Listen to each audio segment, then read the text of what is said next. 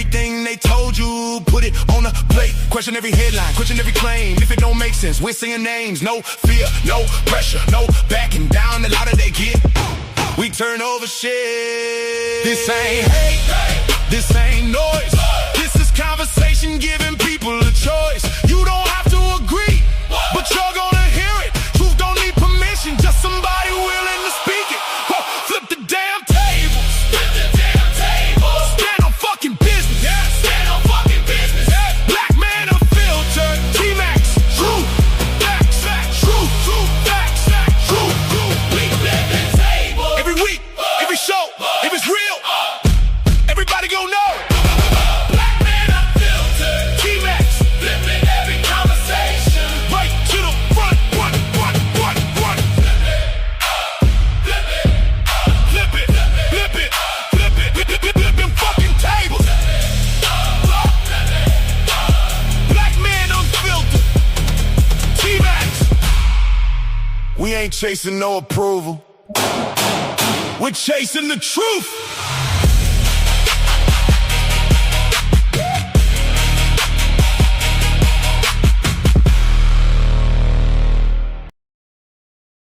Ladies and gentlemen, what's up? What's up? What's up? Hold on. Okay. Want to make sure my mic good. All right. We good now. Hey, what's up, y'all? What's up, y'all? Welcome to another episode of Flipping Tables, man. This is the podcast where we put it down. Listen, I'm so glad y'all here. I'm Honeymoon Happy and Peacock, proud to be in the building with you guys tonight and the beautiful people that's going to be on this panel tonight. Because we got to talk about what we're talking about tonight, and what we're talking about has to be talked about. You understand? So listen, family really ain't shit. Yeah, we're going to talk about that tonight because I know a lot of people out there dealing with that. I know a lot of people out there dealing with dream killers. I know a lot of people out there dealing with parents that made you feel less than. A lot of parents that gave you more responsibilities than you're supposed to have at a certain age. Ain't no reason that you're 8 years old administering medicine to all the older people in the house and make sure all the kids eat when the mama's sitting in the house doing nothing and bringing other men into the house, and the man and the daddy out there and the daddy making everybody do everything. You know, we got to talk about these things in the Black community because it has been a tradition that we'll work our kids down to the bone, and when they're 18, we'll kick them out and put them on their own, and then they have to come back home because we ain't really taught them nothing to put them out there in the world. So we got to talk about that tonight, and we got to take some damn accountability, right? Because what we, as Black people, listen to me, what we have done to our children is, it's not fair. What we have done is not taught them anything, then we throw them out and expect them to know everything. And that's not fair, right? We know back in the day, tradition was 18 years old, you out my house. But then we see other cultural people let their children live with them until they graduate college. And then they were hard on us, and then we end up working for the very people who stayed with their mamas until they was 25, 26 years old. This is crazy. All right, so we want to talk about that tonight. But I'm glad you guys are here, man. Welcome to the show. As you can see in the chat, there is a link there. If you want to join us, make sure, I got some house rules here. Make sure that your lighting is good. Make sure your background noise is all the way turned down. Make sure your kids are laying down, and make sure your wife is getting down out of the way. So she won't be in the microphone either, unless you want to be a part of the show as well. If you do that, we don't care. Come on up, have your opinion, say what you have to say. Every voice will be heard. All right, ladies and gentlemen, listen, all the way from North Carolina, my boy, my brother from another mother is in the building tonight. My co-host, my brother, here we go. Tmax is in the building. Put your damn hands together for my boy. Yo, what up, man? What up, BMU? What's going on, man? How you doing tonight, man? Good, bro. How about you? Man, I'm doing good, man. Listen, man, I see you represent. We were talking earlier, guys. This guy, you know, I love Tmax to death. Mike Vick. Yeah, he was talking about this Mike Vick. I am a Michael Vick fan. I think he was great in Atlanta. I thought he was even greater in Philadelphia. And I think, eventually he's going to be great as a coach because he's been through a lot. He knows how he can really relate to those boys on and off the field. So I think he's going to be great. Other than that, man, the Falcons ain't shit. Who that? I was waiting for you to come with some bullshit. Who that? Y'all see it? Look at that corner over there. I put him right over there. Look at that. You see that helmet above his head right there? See that Saints helmet right there? That's why you pointing the wrong way. Yeah. Oh, I did. I pointed the wrong. Okay. Listen, you see that helmet right there? Listen, that they know. Hey, I told BMU 2-0, guarantee you. in the division with y'all, especially y'all, bro. 2-0. Okay. We're going to see. All right. Now, ladies and gentlemen, I have somebody else here tonight. Now, I was going to have my baby on here tonight, but she's a little under the weather. Maybe she'll slide over or something and just peek into the camera and answer some questions tonight. I'll be a part of the show. However, I want to bring somebody else up from South Carolina. Oh, man. Come on and raise up. Most valuable player. Ashley's in the building. What's going on, my God? That MVP. What up, baby? What's up? All right. Good to see you. Good to see you in the building tonight. My granddaddy would say, you'd rather be seen than viewed. I know that's right. What was the other one? It's another one the old people used to say. I'd rather be judged by 6 than carried by 12. I got a few of them. You'd rather be pissed off than pissed on. Where we going? I got a few of them. We made up. Like black people started that from biblical. Yeah. White people be like, what? The white boy be like, what are they saying? Yeah. Listen, I keep on loaded. Ashley, I'm gonna tell you something because I know you like the old folks talk. So I'm gonna tell you what my granddad said. And we're gonna move on with the show. I told baby this the other day. I said, my granddad said, baby, son, do you know how black folks got nappy hair? I said, granddad, I don't know. I don't know. Can you tell me? He said, well, one day Jesus was handing out straight pretty hair. He said the Mexicans showed up, the Arabs showed up, the Indians showed up. He said everybody showed up to get their hair except the niggas. He said, but Jesus looked across the fence and the niggas was having a party and barbecuing. He said, hey, y'all come get y'all straight hair. He said the niggas said, hey, ball it up and throw it across the fence. Hey, yo, whoever said that shit crazy. Bro, man. My granddad told me that when I was probably 17 years old. I will never forget it, bro. Rest his soul. That nigga was crazy. You hear me? Listen, they had stories and sayings, and they don't make them like that no more. Boy, I'm talking about. We used to sit under the tree and listen to that man talk all day, and we used to be rolling, tears in our eyes. That nigga was crazy. That was all right, man. But thank you guys for being here, man. I think anybody else was gonna come up, they're gonna come up, but we're gonna have a conversation tonight.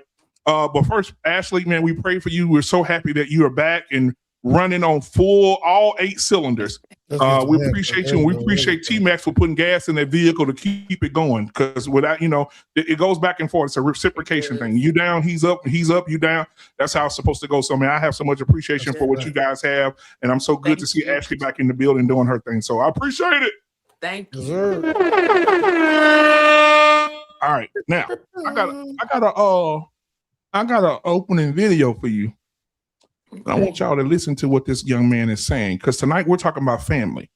And Ashley, I know, Tmax, I know y'all know some people who have family members who have wronged them, mothers and fathers who have killed their children's dreams.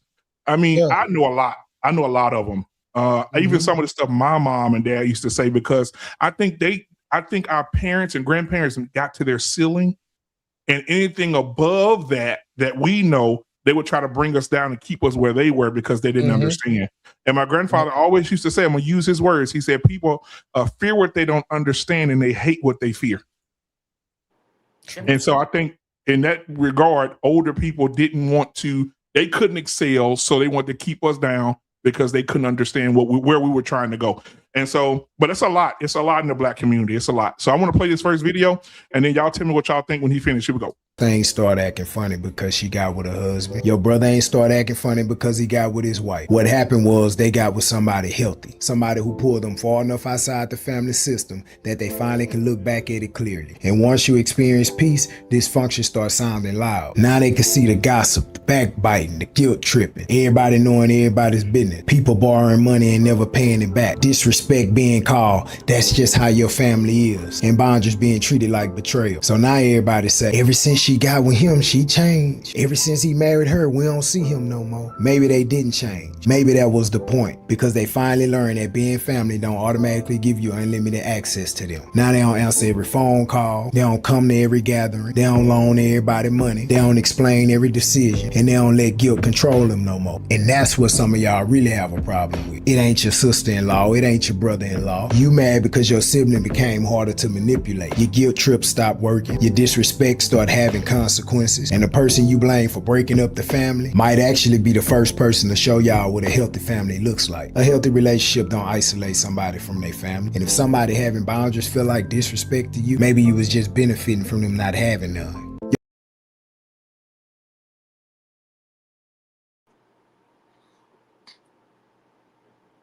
You muted, man. Oh, I'm gonna let Ashley go first. Ladies first. What are your thoughts? He was cooking Listen, was he? because Oh you my Lord. just he think was about that cooking. dysfunction we in, and then you meet a person and they open your eyes to all that bullshit. Listen, and when you are used to dysfunction though, because dysfunction can be so loud and that's been your norm, when you aren't in it, it's strange. Yeah, You know what I mean? Because it isn't loud. It's like being in a healthy relationship, right? When you've been in a toxic one and there's all this pointing fingers, neck rolling, you know what I mean? Just it's toxic, right? And that's what you're used to. When you get in something that's quiet and that's calm and that isn't toxic, it almost feel boring because you don't know it. But he was cooking, but that boy was beyond cooking. That was man. an entire buffet. Yes, Uh, sir. and I wholeheartedly agree.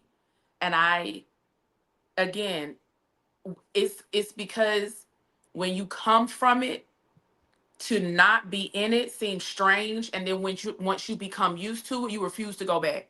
You Yep. can't go back. You know Yep. what I Once mean? you've Once you seen it, find that yeah. peace, you Mm-hmm. not about to let up off it. And I'll add to it, and I've had this conversation before. Our elders, I don't know where this come from, think they can say anything to you, talk to you any kind of way, and just because they got one foot in the grave and they have no word, how we were raised, it's not even a conversation because it's looked at as talking back. There is no conversation with Right. our elders. Right. It is really looked at as being combative and talking back, and it can be Mm-hmm. had in this same tone. But Yeah. how we were raised, I said it, I meant it, it's gonna get done, it stops there. That's it. So I don't know what it is in our community that has just made our elders feel like they can keep us in this toxic space, and we have to allow them to do that because of their age or et cetera, et cetera, et cetera. And I have been debunking that myth Right. for a long time. And in the words of my has he got my ass cut? Yeah. But I don't subscribe to that. And I do believe in being respectful on all accords, on all Right. accounts, right? Agreed. Agreed. But I, again, in our community, do not believe that because you have made it to be 83, you can come out your mouth when you Come on. see me Come on. and just cut me. Yep. And then when I bleed and say something back to you, I'm going to hell. I'll meet you there behind this velvet rope then, if that's what we're doing, because I'm not Michelle Obama yet. It's very much when, they go high, we go high. We When go. they go low, Right. I meet you in hell. I'm not there yet. You crazy. And I don't hold it, you know what I mean? And I don't, because they 83, I really do feel like that's a Black community thing. Because I Mm-hmm. remember my grandma, God rest her soul, it wouldn't be, how you doing? You sure could push back from that table, couldn't you? Yeah, they talk about you. Mhm. Well, how you doing? Good to see you. I'm Yeah. fine, but you're looking a little big there, ain't you? But grandma, you 225. I can set a coffee table on your back. What are we doing? And you know what? And I when I was young, I was like, damn, they hurt my feelings. When I was a kid, like they'd be like, oh yeah, like when I'll I be right first back, got man. Hold on. glasses, I remember my uncle saying, "Hey, old four-eyed ass boy," and all that. I'm like, God damn. But as I got It be your older, own family. yeah, as I got older, I'm like, these they don't really have good intentions for me. They just want to talk and make everybody laugh. Well, I'm going to do their back, and I don't care what happens. I don't care what the consequences are. So Debunking that myth. yeah, so that same uncle got diabetes, lost one of his legs. So he's still trying, hey, boy, ugly ass nigga. I say, hey, walk over here and tell me to my face. Stop playing with me. I want you. Oh, everybody like, oh, no, that's so low down. You shouldn't talk Yeah, about your uncle no. like that. He But lost as his soon as you leg. I call don't him care. IHOP, everybody got a problem. Yeah, I don't care. Yeah, no, and I think I don't know about other cultures, but I have witnessed it firsthand. Our elders who are supposed to be passing along youth and wisdom. And the Bible speaks about growing older gracefully. Our elders will cut you down in a heartbeat. It be them at the family reunion, at the Sunday dinner table, telling you what you ain't gonna be, and cutting you up, and then want to stretch out a hand and pray for you at the same time. Man, miss me. Yep, because I used to hear it. I'm telling you, I used to hear my grandfather, my uncles, my aunts. They talk about everybody. I'm like, damn, these overweight niggas talking about everybody weight, bodies, and body shape. And I guess they do it because they feel like they have this shield around them where nobody can touch them. But I'm on your ass. I don't care if you're 80, 85. You say something about me, I'm coming back. Okay, we're gonna respect each other. We're not gonna respect each other. It's a as simple as community thing, and I think it is because of how we were raised. And I will say something else to add to what he said. I think we have to do our own due diligence the older that we get to find out what works for us, what doesn't work for us. Some of those different myths and things that were poured into us and said to us and taught to us and passed down to us. Yeah, no, find out for yourself. Your grandma to find out something from her mama, to find out something from her. Like, no. I'm not doing that. And I was very specific with my children about watching how I talk to them, pouring life into them. Like, I call my daughter beautiful. Like, I'll answer the phone and say, like, hey, beautiful. Hey, pretty girl. I call my son handsome. Like, those are just regular terms and words that I speak into them and pour into them, so they're not looking for it outside of nobody's house. I'm not disrespecting them because I'm their mother. I have even apologize to my children for decisions I made that I may have thought at the time were the best decisions for all of us, but at the time, like when it was said and done, may not have been. And I was able to double back as their mom and say, you know what? I thought that was going to turn out different. I thought that this was going to be a certain way for all of us, and it wasn't. And I apologize. I apologize if in my poor decision making, it affected you and affected your sister. Like, I've done that as a mother, but I ain't never got that. And I have been in some situations with my parents, with my grandparents. I know it wasn't healthy. It was emotional abuse. My grandma used to pick up the phone and call me a bitch. Like, Wow. On the house phone, because back then you had a landline phone, and, right? Everybody called the house, and you might have a boy call. And my grandma used to be like, "You done already had one little boy call the house today, a little bit." I know that's wrong. I never got that apology, but I have made it my mission, along with other things, to break that and watch how I speak to my children. Apologize about some of the decisions that I made, etc. I never was afforded that. Yeah, I think in the Black community, our parents won't apologize because of pride. They definitely won't apologize because of that. I think that's the main thing, pride. Because I never got an apology either, and I've said, and so it's been some really egregious things said to me and my siblings as we were growing up by uncles, aunts, mom, dad. And they will never say they're sorry. And if you try to ask them, hey, you gonna apologize for I ain't gotta apologize for shit. I'm your mama. You know what I'm saying? Or I'm your dad. What does that mean? Nothing. It doesn't mean anything. Now we're grown, and I had to check my uncle because my uncle is one of those men, like he used to whoop us when we was kids and stuff like that. And we were out cleaning off a lot. My Uncle Benny had passed away, and we were out cleaning out his lot and his land.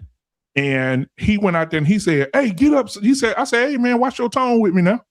And he was like, "Hey man, I'll get these brass knuckles and bust your fucking head open." And my cousin sitting right next to me, he said, "Hey man, that ain't Lil Wayne no more, bro." He said, "That's a grown man now. That ain't no child no more, man. You can't talk to that man like that." And I said, "Hey, you better tell him. You better tell him, because," and then I beat his ass. Then everybody in the family talking about what you did to Unc. So yeah, I think they're overboard. But I'm gonna say this story real quick, and I'm gonna get Kamal in here. What's up, Kamal?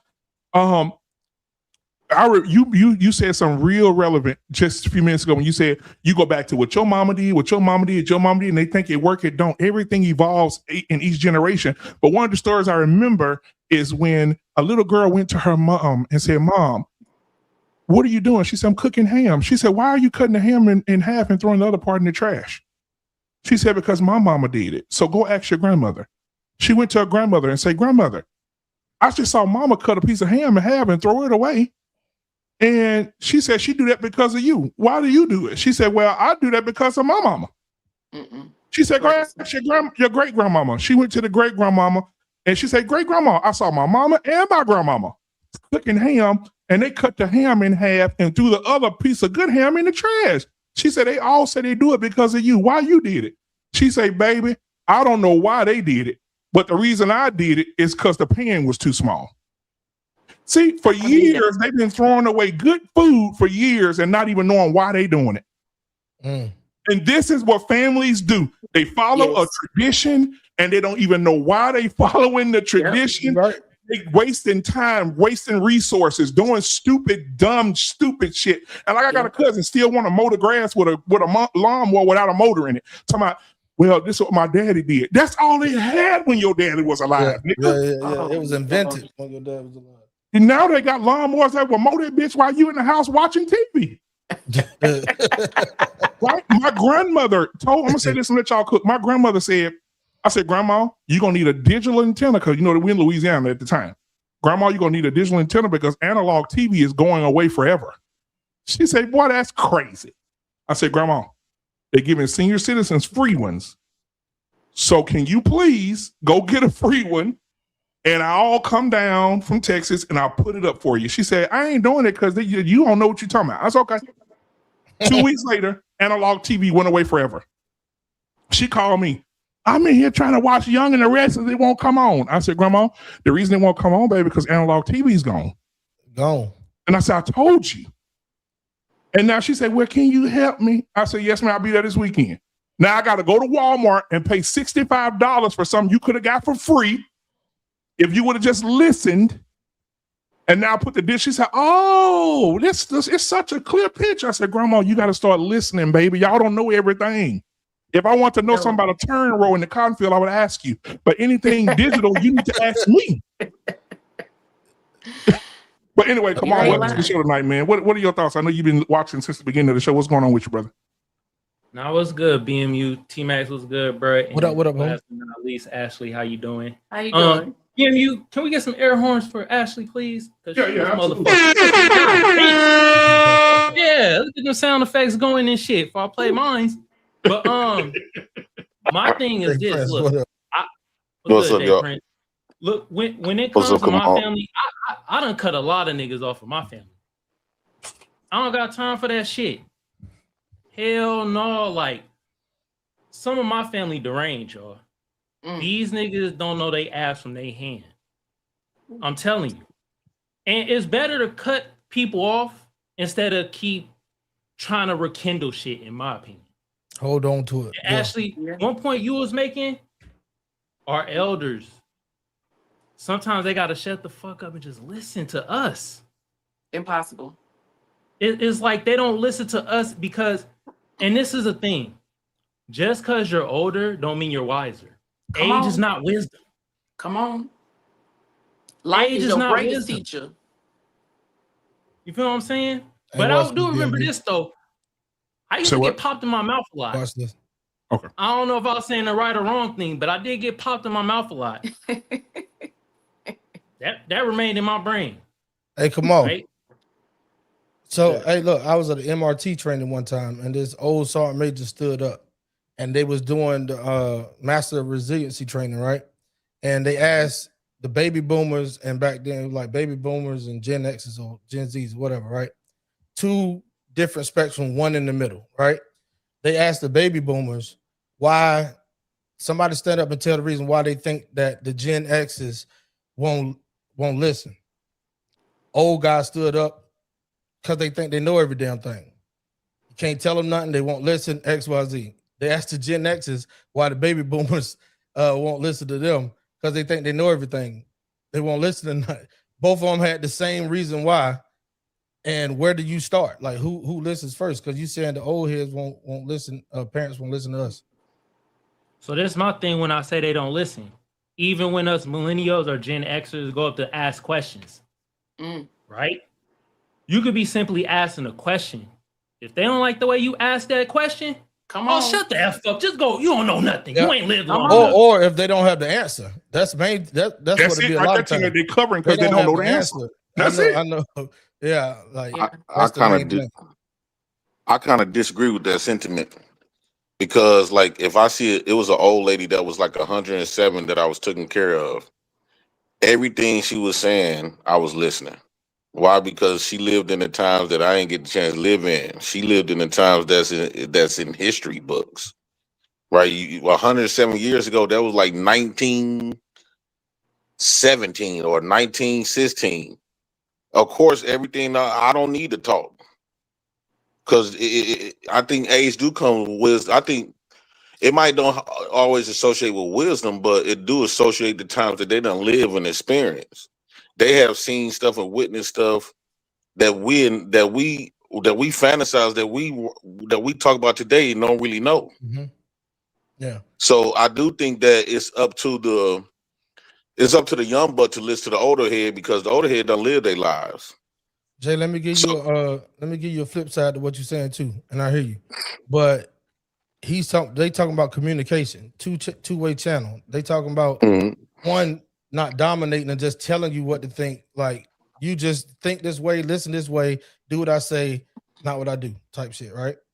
So at some point, they have to listen to us too. There's a lot of middle-aged, the older heads, right? That the technology age tore their life apart. They refuse to listen to young folks, learn this shit, go back to, like, even when typing and shit came out, motherfuckers was like, oh, I ain't learning that. Right. So the old heads got to keep up with the new mindset as well. So it got to be an even exchange, a transmitter and a receiver. Pause. DMU. I think a lot of times when it comes to that type of conversation of the old head versus young, it used to be about life stuff like marriages or stuff like decision making and stuff. And I will give the old heads their seniority, right? Because one, they done lived it. They done live what we trying to go to triple times fold. And at that point, what could you could teach them, like, they done live their life. And you trying to live a third of what they done lived already. So I would think it will humble the child, even though you could teach anybody something. They can learn from you, but they don't really need to learn nothing from you because they done lived it. They done lived their time. They just really waiting to die at this point. Oh, you talking about the people? No, let me say something real quick, Jay Prince. That's to the extreme, though. You talking about somebody on the Yeah, I disagree with that. Let me tell you why. Mm-hmm. Right now, I'm telling you, all these transitions in my family, all these people are getting older. Right? Like Ashley said, one foot's in the grave, the other one's sliding across the dirt. And they're saying, my grandmother is one of them. I love this woman with everything in me. She's 93 years old. I love this woman with everything in me. But they're so stubborn. Mm-hmm. I remember my son went to my grandmother's house and he plugged the HDMI into the back of her TV. She went crazy and said, unplug that. It's going to make the TV burn up. I said, Grandma, the HDMI cord going to make the TV burn up? Yeah. She said, we just got that TV. You gonna plug that stuff in? I said, Grandmama. Oh, the video game gonna yes, it's an HDMI card, Grandma, to hook up DVD players or video games. That's what it's for. It's designed to handle that. I still teach them to tell my daughters them that. And see, that's crazy. Don't be playing on my TV with that game. He don't even know why he tell them that. He don't even know why it's passed down. And another thing my grandma said, I got to go uptown, in Louisiana, that's what we say. We got to go uptown to pay the bills. Yeah. I said, Grandma, they moved all your bills to online. What's that mean? You got to get on the computer you said you didn't want to learn how to use 5 years ago. Mm-hmm. And you got to log in with your name. You got to learn how to type, and you got to pay your bill online. And they just don't, and they don't want to learn nothing. They just stubborn. They want to live this old way because they don't understand it. What I told y'all earlier, people fear what they don't understand. They hate what they fear. They don't want to learn computers. They don't want to. I turn the damn laptop on. Don't blame them though, being you. Oh man, this is the way of the world. Don't blame them because it's a lot of stuff. It's a lot of stuff that we do. Like I remember back in the day we deal with cash. It was way more simple back then compared to now. Everything, once you start adapting to a lot of new stuff, it take you away from your old original stuff that you've been believing in your whole entire existence, right? Hey, if we're going to, okay, BMU, so you saying that, okay, well, marriages, y'all don't know why y'all get married. You only get married because it was passed down. No, sir, absolutely not. It's a tradition. Absolutely because not. think about it. When you look at the rules, because y'all getting married and not following one of the rules of marriage. How many days are you divorced right now? Like it's been I don't know, but no, but here it is. It don't matter if I've been married for a month. So you did it for tradition. You did it for tradition. Yeah. Yeah, of course I'm a part of that. Because most people get married because this is what they was told. I thought you said that she said she's not giving you a kid if you don't marry her. Yeah. So, but I'm saying the whole marriage concept. So why do these women and men still prefer marriage? And my thing is this: based on the original marriage qualifiers, neither one of us in 2026 gonna meet those requirements, and we don't practice what they used to practice. Marriage was something where a woman had to. When they say men's supposed to provide and protect, that's when women couldn't vote. That's when women needed a man to be a necessity, and because she couldn't work a job or she could fend for herself. That's why they used to push women to have to get them a man to take care of her. But now, since they got all this freedom, they can work and all this other type of stuff. Men no longer have to provide or protect. And then virgins was supposed to get married, not Jezebels, not harlots. So what's been happening is all the harlots and Jezebels is getting married, and men is wifing them up. So but why we still get married? Because this is what we was told that we have to do, and we bending all of the rules. Look, 80% of our divorces back then, when marriage first happened, the only time you got a divorce is something very extreme. But now all this no fault divorce, why would you even sign up in a marriage when you can just no fault divorce like that? That ain't tradition. But people still get married because this is what they was told that they had to do, passed down through religion. Yo, Jay Prince, I wanted to ask you a question off the marriage shit though. You said that you were taking care of an elderly lady, right? Mm-hmm. When you were listening to her and she was teaching you stuff, right? Mm-hmm. Was she coming from like with love and with respect? Is that why you sat down to her, or because she was just older? Well, mainly her daughter had to do all the talking. Because she like 107, she could talk a little bit. Most times she just smiled. I couldn't take my eyes off of her because I looked at all that history. But her daughter was explaining to me how she was, involved with Martin Luther King, them, or her name. I can't really, give them her name, but her name was a part of a lot of those movements, even with the Black Panther parties. So it was a lot of stuff that even her daughter is still in that mind frame. Right. Yeah. So her daughter old, because if her mama 107, her daughter close. So, yeah. But she was able to tell us all of this history. And why would I sit up there and try to combat anything they say? They lived in a time where this is the time for me to shut the hell up, because this is better than history books. This is actually getting history from the horse's mouth. So I don't need to talk. Right. And now we talking about some future stuff like in my day, then that's when the old head listen. But when we talking about some stuff that like learning some stuff, because you got to keep in mind, I'm 40, this woman's 107. I would lose. I would be the one that's losing, try to combat to see, oh, well, she ain't gonna listen to me. Well, I ain't gonna listen to her. That's gonna be my loss. Because you ain't finna find a 107-year-old lit alive body. Okay, so Jay Prince, and I understand that. I just told Ashley before the show started, I think at the beginning of the show, I said these words: it was a pleasure sitting under the tree, listening to them old heads talk about life, where they been, listen to my 89-year-old uncle say, man, I remember we was on horse and carriage. Now we riding in Cadillacs. Right? I remember when we had no phone. Like, you listen to all those things that they've been through, but now it has to be give and take. Like Tmax said, it has to be a receiver. What you say, Tmax? A transmitter and receiver.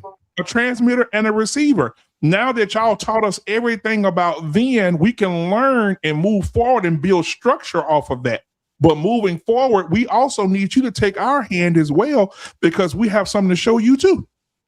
But they don't really care for our stuff. And a lot of the old people want us to pay attention to them, but they don't want to listen to us at all. You just talked about horse and carriage right then, and they got off horse and carriage and got in cars. Imagine when the first fucking car hit, they lost their mind. They thought the Jetsons was taking over some shit. Exactly. Mm-hmm. Me personally, as I'm getting older, I can understand where old people come from. Josh, what up, man? Because I'm not interested in what these young folks got going on. Hold it right quick, Jay Prince. I got a super chat I want to get out the way real quick. He's been sitting there for a minute. Curtis Moore, my guy, Curtis Moore, 1991. Thank you for the $20 super chat, man. He said, what's up, BMU and Tmax Nation? Could you guys do a show about that Panda Bear Yada awakening? Yes, I'm going to get his ass Friday. Yes. He's a carbon copy of Derek Jackson. Turns out his longtime girlfriend just broke up with him because he been beating her ass. I saw it. We're going to get him Friday because I hate that nigga. I can't stand that nigga. We're going to get that nigga Friday. We're going to get him Friday on the Barbershop Talk. I can't stand that nigga. Oh, I can't stand it. Yo, can I ask the panel a question real quick? Do y'all think it's more the norm of our elders to withhold information instead of tell us shit? Yes. Oh, can I go? One more time? Yeah. All right, hold on. The norm T-Max, of our elders to withhold information? Instead of tell us. Do y'all think it's more the norm of our elders to withhold information instead of tell us information? Yes. Yes. Yeah, for sure. When my grandmother passed, I realized I didn't know shit about her. You know what I mean? Like, I knew bare minimum surface level stuff. I knew my grandmother had one daughter. That was my mom. I knew that she had done hair for over 60 years. I had to go to other people to get all bitch ready together. I realized I didn't know anything about her, but I feel like that's that generation. They didn't share a lot. They didn't talk a lot. Whereas my mother was very open about, experiences in college and life. My grandmother was very closed off. Now, here's the double-edged sword to that. I feel like there may have been some hurt. I feel like there may have been some abuse. I feel like there may have been some things that just to keep going and be as successful as she was, because my grandmother was a master beautician. My grandmother died at 83. I found her deceased, unfortunately, on a Tuesday. That Saturday at 83, she was still doing hair. You know what I mean? I feel like it was and especially, and you still see it in Black households now, sweeping shit under the rug. Keep going. We don't talk about it. We keep moving. We act like it didn't happen. You know what I mean? Like, I feel like that was indoctrinated in that culture. And I realized when she passed that I didn't really know her. And it really made me almost sad because I feel like I missed out on a lot of things. And I feel like she missed out on things with me had she been in a place where she even thought that she could be open to share that stuff with me. But I think it just was indoctrinated in them, and their parents didn't share. Their parents' parents didn't share. So of course, to have a grandchild, because her and my mother raised me, it's in their DNA. I don't think she meant any harm. I think it was just something indoctrinated in her, but I realized when she passed that I didn't know her, when I had to go to other family members and say, okay, well, how many siblings did she have? Like, where did this come from? Where did that? I realized I didn't know her, and it made me sad, actually. You know what I mean? It made me like, I lived under this woman's roof, this exceptional woman who I love fashion, right? She was my first role model when it came to what a woman looked like. And I mean, I'm talking about back in the day where we wore slits to church, stockings to church. You didn't come to church as you are. You came presentable because you were referencing the location, which was God's house. So now this whole come as you are, all your shoulders, I don't know nothing about that. We didn't have little spaghetti straps. We wore slips. We wore stock. Like, she was that for me. And I realized when she passed that I probably missed a lot of great opportunity. But yes, that's a great point. I think it's indoctrinated in them. Let me add this to that. And I'm gonna play the second video. There's a lot, Ashley, you just opened up right there. Because look at these. I'm telling you, like going to my aunt's house and looking at all these beautiful pictures on the wall. Oh my God, it's so nostalgic just to look up there and see pictures taken in the 70s, 80s. It's amazing to see. Then when you get older, you start looking a little harder. Mm-hmm. And you like, why is this yellow skinned girl in the middle of all these dark skinned niggas? Wait a minute. Come on. That's y'all sister? Come on. How's that y'all? Whoa. What happened there? A can of worms, BMU. Yeah, that's what I was just gonna say. Listen, come on, you might have found out your daddy when your daddy. Jay Prince is crazy. Hey, a granddaddy. Think about it. What happened there? Well, then you find out Liz Celia had a baby, gave the baby to Aunt Jacqueline. Aunt Jacqueline took the baby to Chicago from Mississippi, raised the baby. The baby become an adult. That's their child. Come on. And then when that child on their deathbed, they find out that ain't the mama, but the mama is actually Celia over here. It's crazy to go to these funerals and see all these secrets that Black families have, bro. That's a whole nother show. That's a whole nother episode. Wow. Then if it's not broken, don't fix it. Bro, I'm telling you right now, you have to be careful because I'm from Louisiana. You know, all these small parishes in Louisiana. Bro, you have to be careful because some of my family members was fucking each other. And didn't know it. And they didn't know they were relatives. Mm-hmm. My family do that and they know they relatives. Until they invited to the family reunion. And the great grandma like, my family do that and they know they relatives. Oh, damn, Jay Prince, that's crazy. Well, you got to keep in mind, even though I'm from Milwaukee, right? But my mamas, my uncles, and my cousins, them, they all from Jackson, Mississippi, Carthage, Kosciuszko. So they got babies with cousins and stuff like that. It was a lot of that going on. Bro, I have an uncle who was this close from marrying. We call them kissing cousins. His cousin. Yes, marrying his cousin, got a baby, got 2 kids with her. No. One of them was born partially deaf. The other one was born, he was born real slow. He's slow. I mean, he's slow as old people says. But that's why we need family reunions back. I don't know what happened to them. If they be fucking at the family reunions.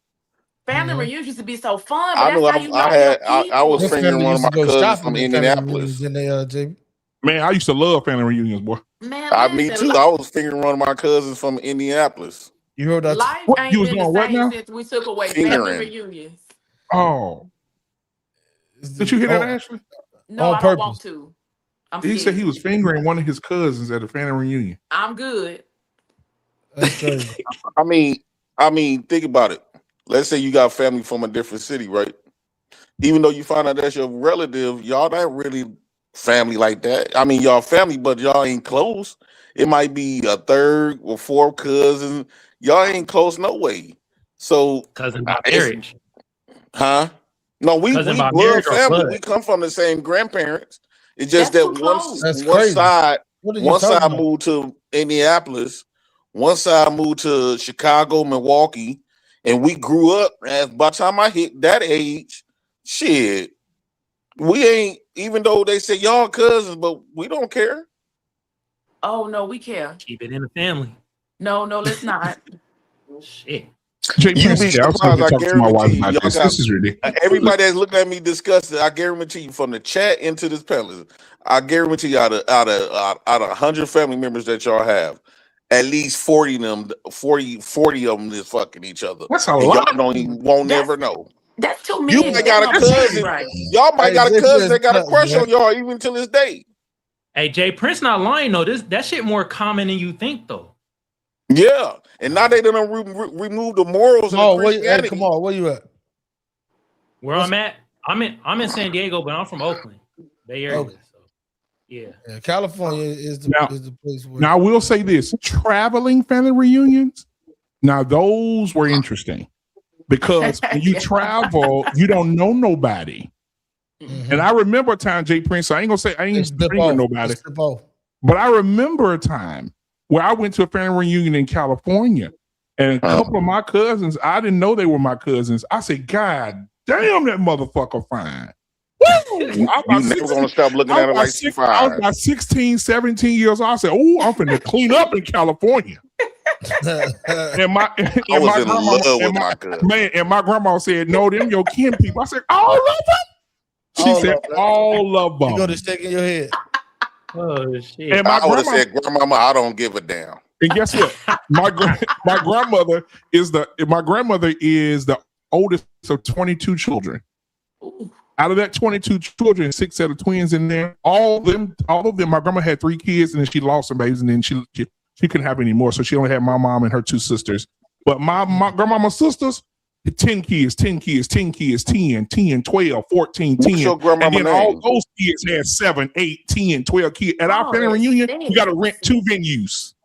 What's your grandmama's name? It's not Maddie, is she? No. My great grandmama, she had 22 kids. But dude, my great grandmama Maddie, she had 22 kids. If I knew we was gonna bring this up, I definitely would have posted the picture tonight to show y'all my last family reunion picture, bro. They had to zoom out so fucking far to get everybody in the picture. It was ridiculous. And so that's crazy. Yeah, it's a lot of us. And so you have to be careful because you end up booting your cousin up. And I know a bunch of my cousins hit their cousin before. I know for a fact. For a fact. Then it feels the best. Actually, cousin fucking is the best fucking. Absolutely don't agree with that. Can we family let's move you on. got to try it. You got to try it before you knock it. Oh my God. Ladies and gentlemen, I got somebody that's coming up to the stage tonight. Listen, long hair, don't care, still sitting in the pink chair. Give it up for Chantel's in the building, ladies and gentlemen. What's going on, God? What's up, light skin? I'm not light skinned. Why you don't think that you light skin? Because I'm not light skinned. You a shade darker than Cabal. You kind of there. All right, so I'm gonna play this video and y'all tell me what y'all think. All right, here we go. Let me see which one. Okay, this one. It'd be so funny because it'd be the black parents or the minority parents that be on that honor your parents shit. Honor thy parents, but give me something to honor. I'd be so confused. You talk about honor your parents, but your parents ain't been there and I don't know how long. Your parents make it a problem when you need something. Your parents make it a problem when you want them to support you emotionally, financially, physically, all that. Like those be the same parents that make shit an issue. How can you honor something? It's hard to honor a parent like that.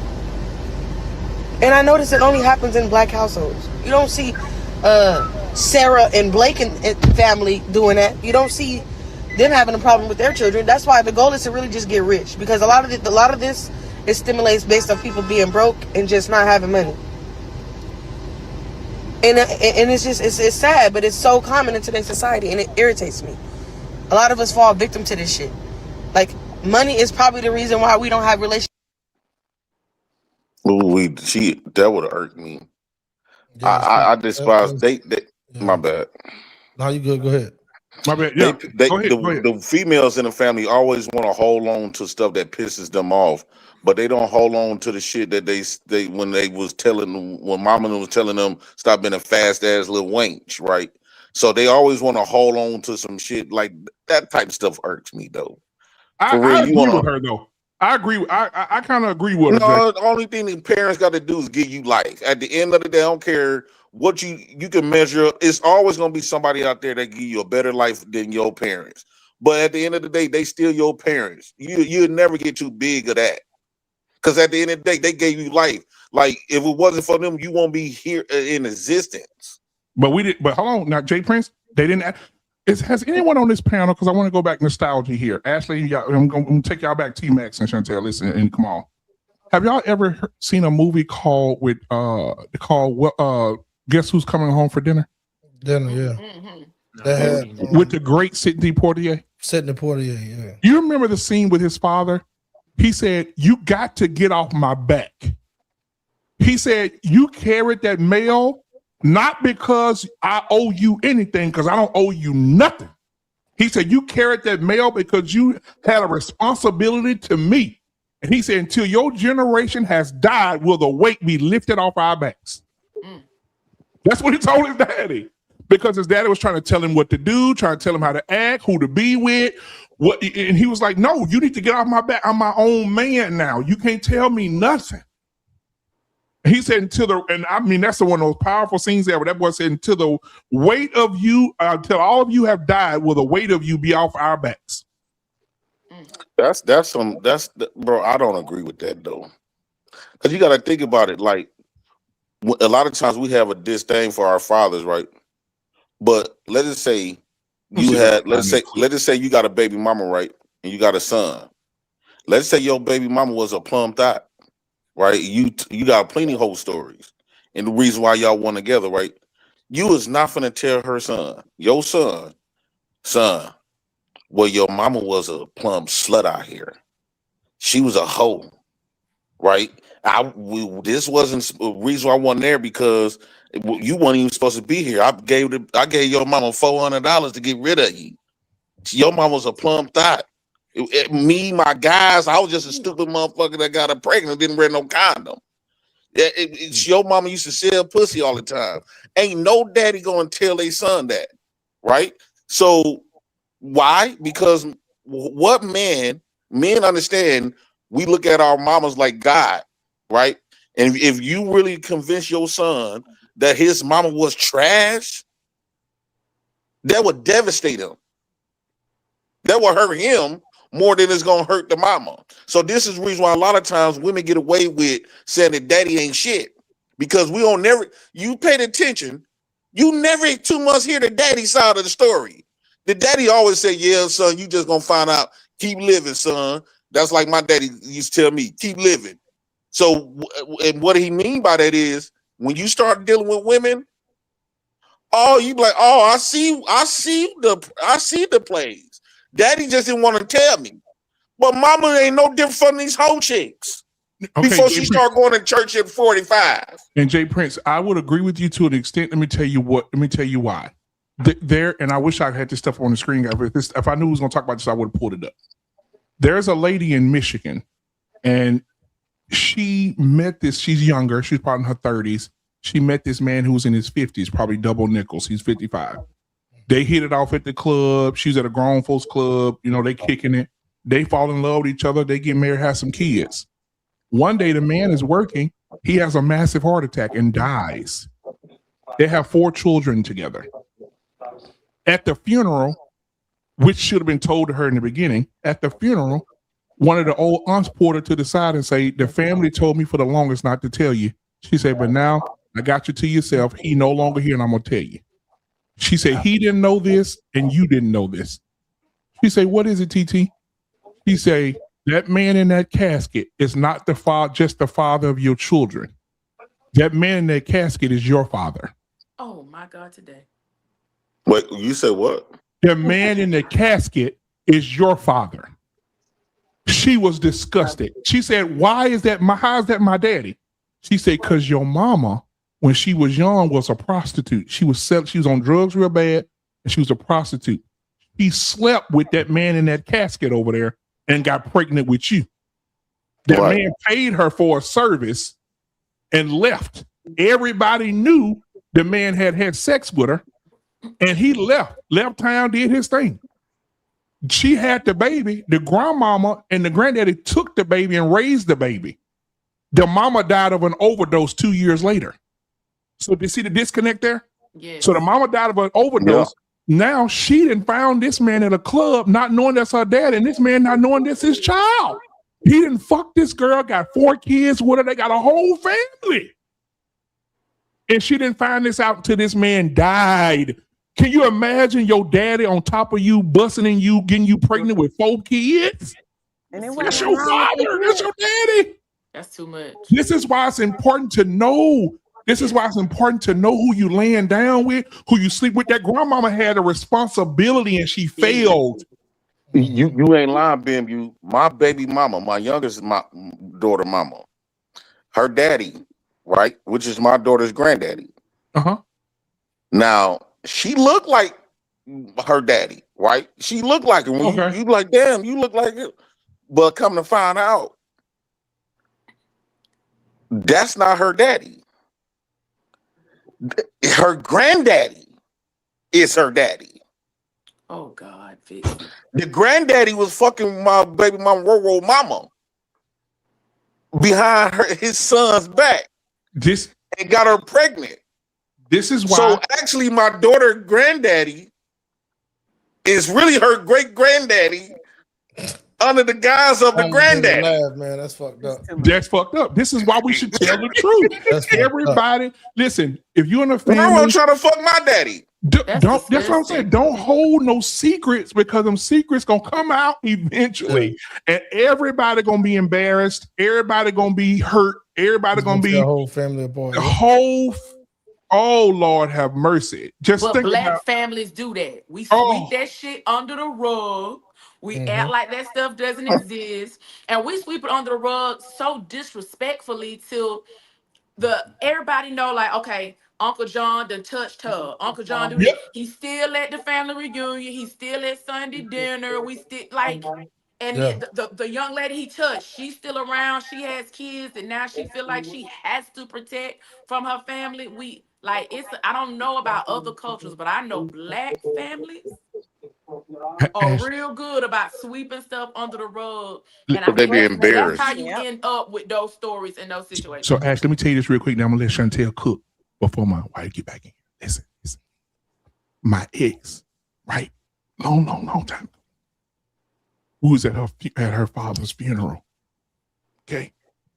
After the funeral, they said they're gonna have a reading of the will because our daddy had a little bread. He had a little bread. He was ex-military. He had his own little business.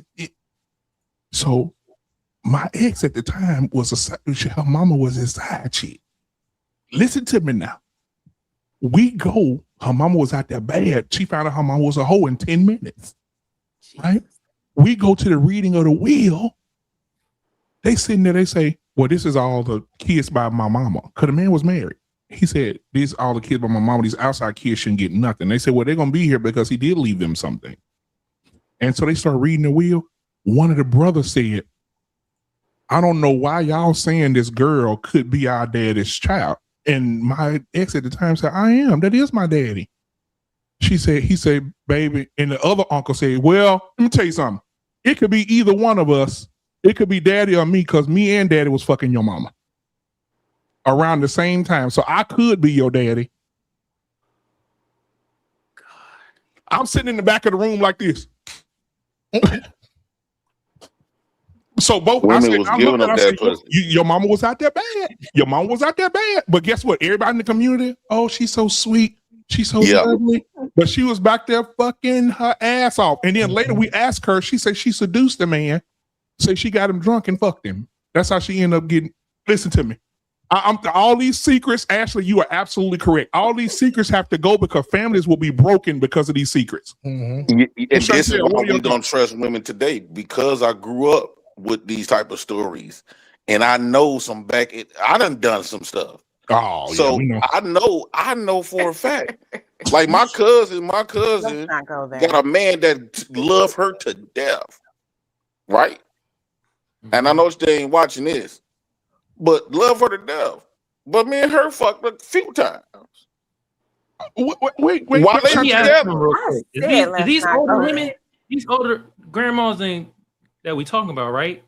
Wouldn't these be considered the traditional women that motherfuckers talk about? Well, no, those were harlots. Listen to me. There's a difference between a good woman and a harlot. Some of these mamas who out here being bougie and judging all these younger women, listen, sometimes we have to look at the epigenetics of things, and people don't believe in epigenetics, but it's true. Your history will pass along to your offspring. And if your daughter out here being a hoe and she ain't never seen your whole behavior, she's getting that genetic makeup from somebody. Yeah. And it may be your mama. And your mama, and like I said, my ex, her mama was, I don't want to talk about it. she said, Mama, you got to tell the truth, baby. Come out and tell her. She said, I'm going to take it to my grave. Don't ask me another goddamn word. She said she's going to take it to her grave. Chantel, what's up, sweetheart? How was your night? And what do you think? about what we're talking about so far. What's up, kissing cousin? He's not talking to me. I'm weak. I'm weak. Absolutely not. No. I don't even know how we got here. He was our filthy motherfucker. Yes. Yes. Yeah, I don't even know how we got here, but I was just agreeing with Ashley about you know, it being swept under the rug, but Jay Prince is trying to let it all out.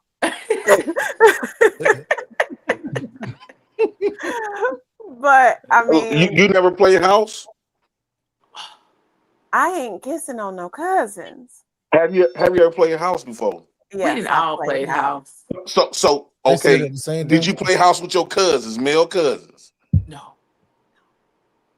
Come on, bro. Y'all too light skinned. Y'all just perfect. Just the girls and our dolls. And When every time you play house, somebody gonna be humping. And guess what? You do not forget those days. I don't care how old you get. You still remember the connection that you have with that Pacific cousin that used to hump on. The only reason why y'all didn't go all the way because you end up getting caught every time. But just because you got caught and y'all got grown, that don't mean that attraction never left. Or just because you got taught that it was wrong and they made you feel like, oh, you ain't supposed to do that, that don't mean the attraction still ain't there. I beg your bad speech having ass pardon. Now, a lot of times it be a lot of cousins that is afraid of how they will look if they got caught doing it. But if you got two people that's willing to do it and they've been around each other too much, they gonna remember. That's how me and my cousin started fucking. She came to me, told me, "Do you remember when you fell on top of me?" It was like when we was kids. You remember we used to hump? And I was like, yeah, I remember that. Whole time I didn't remember it because I used to hump a lot of my cousins. But please, somebody help me, Lord. But she said we end up fucking that day. I haven't seen her since. That's been since what? This nigga's a homosexual. Hey, BMU crazy. That's been about 8 years ago. Player, god damn. Don't point me. No cousin was safe. Jesus Christ. Bro, let me land with this. I'm so impressed, bro. Like every woman I get, I used to role play like we cousins. I tell her, let's act like we cousins. It's the best sex ever. Yeah. no.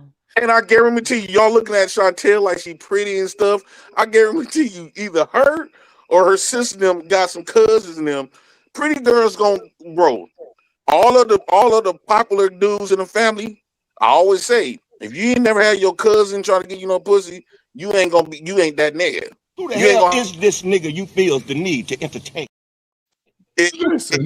You ain't the cousin the female cousin trying to be around and hit on or give up some pussy who to. tried to touch me that wasn't supposed to.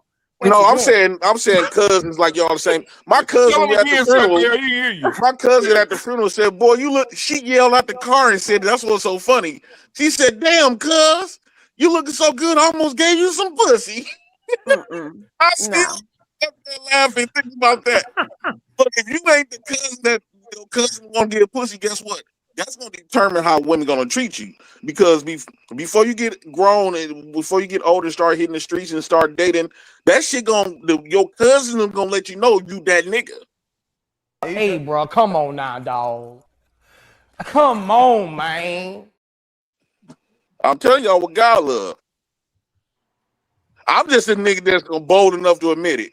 I guarantee you, bro, this stuff has happened. You can stop it. Listen, bruh. Listen, them big booty fine chicks, I guarantee you, she got some cousins that want to fuck her or probably already did it. They typically gonna be dope dealers. Frozen for the last 10 minutes. Like, I don't have the words like this. I need to play this other video, man. Let me play this video. This nigga is tell it all now. I'll tell you this that. nigga crazy, man. But that's exactly what you said, though. No, I'm sorry. He's an example of what we talking about. Y'all talking about sweeping shit on the rug, and Jay Prince is out here, letting it all fly. So this is exactly the conversation that we're having. I'm not saying no names. I know ain't nobody watching this. No, I'm saying the conversation was black families holding stuff. Yeah. Kamal talked about we not telling stuff. What he said, them not knowing or them not telling or something he said earlier. Right. It's the same thing. Not giving the information like the elders. If we can normalize gay, we should normalize kissing cousins. If we can normalize admitting that he was the one doing it, that's. Well, y'all can normalize gay people though, right? Think about what Jay That's Prince worse saying than right now, kissing too, cousins. Jay Prince, think about what Jay Prince just said. Imagine Jay Prince having sex with his cousin. Jay Prince never know nothing about his cousin going back home after the family reunion. She pregnant. The family don't say a word and let that baby grow up, be grown. Jay Prince don't know he got a child. Don't nobody know but Grandma Lucille. That's it. And the baby mama, and that baby raised up, and they be like, "Where this new cousin come from?" Which looking just JP like Lil never James. know it's his child. That happens. JP is right. That happens in families. I'm telling you. Looking like Lil James is wild word. Yeah. Hopefully the genetics is good shit. I'm too shameless. I'm too shameless. I don't not care. working and shit. Because if we can normalize interracial marriages and gay, well, we should be able to normalize anything then. They got tribes in Africa and other tribes and different races that normalize. They prefer y'all to marry off first cousins. But Jay Prince, that shit used to be normalized back in the day, though, bro. It was. The whole cousin shit that he talking about. It goes all the way back. It goes all the way back to ancient Egypt and shit. Like King Tut's mama was fucking him and shit. Like it's just bloodline. It's bloodline. Yeah, that's the exactly. Exactly. Even in slavery, they would take the strongest slave, put a bag over his head. That's where the term motherfucker comes from. They would take the bag, put it over his head, have him have sex with his own mama unknowingly, so they can keep the bloodline. And so when she had the child is as strong as his daddy. Yeah. Facts. What's your favorite? Chantel? What's your favorite rapper that you or famous person that look fine to you? Oh my God. Don't answer it. It's a trap. I'm not. Because I guarantee you, if he's your cousin, I guarantee you, watch. No. Okay, so let me ask a better question. Chantel, are you a fan of Tank, the singer? No. I mean, as a singer. Yeah, so who do you find attractive? I'm trying to Who would I give it to? Yeah. Oh Lord. Usher can get it. Okay, now hold on. So say for instance, you found out Usher was your cousin, but Usher stopped by the house one night on tour and he said, "Oh, you so wrong." But I know he's my cousin. Yeah. It's dried up now. I can't even It's bull crap. Probably the first initial, but if he keep being around, you come around, hang around, cuz on them and stuff. No. All it's gonna take for y'all to brush up against each other. That bump, when you accidentally bump each other in the kitchen because there's so many people up in there. You know how y'all bump against each other because there's a lot of people up in there, and don't nobody know that your ass touches dick. You ain't gonna forget that feel. That's weird though. That's weird. No. That's what makes it so good. Disgusting. You should have a moral compass. In my mouth. has herpes. That'll dry it up too, okay?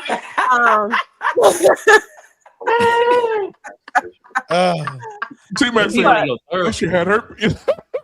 What flaws do y'all really have? Like y'all light skinned people have? Because it seems like light skinned people I don't just too know. I'm good. not light skinned. Okay, what flaws are you? Okay, oh, shit, boy, okay, Chantel, do you have anything that if people found out, you would be embarrassed? Have you done anything in your life? If people found out, it could be something in your thoughts, your fantasies. You could be fantasizing about your sister husband. Watch this. Have you got anything in your mind? Because husbands be fucking the whole family now. So do you have anything in your past or in your mind? If we was to have something to spot it out and call it out, you would be embarrassed. You know what? Hold on, before you answer, wait a minute. Jay this Prince is your therapist right now. You on the couch. You might want to stand up and answer this because no, absolutely not. Because I'm mad I even gave that a thought. I'm not answering. That's what I'm trying to tell you. Get off the couch. So I mean, she got a lot to hide. So, Jay Prince, I got a question for you, Jay Prince. If this was your cousin, you would have sex with your cousin. Man, me and her Love be a that family girl of right five. there. Jay Prince, love that Already girl. fucking We his will be a cousin. family Come of on, five. man. I don't give a Jay fuck. Prince, y'all put that damn T-Max, girl up there. did you Jay hear this Prince like nigga? that Yeah, He said girl. they'll be a Crazy. family of five, nigga. God Oh, damn. Look at Jay Prince. He like that damn girl. He like Bro, her. Look, imagine that was your cousin, T-Mac. Well, we can't ask T-Mac, but nah, you BMU. can ask me. That ain't my cousin, but listen, So, that's T-Mac, the girl do that you you got admire the most, anything and you about gonna do it yourself? anyway. Do you got anything about yourself if BMU. people found out you would be ashamed? I'm hollering. Hey, get that shit. Hey, look, I'm hollering. BMU. what, T-Mac? This nigga crazy.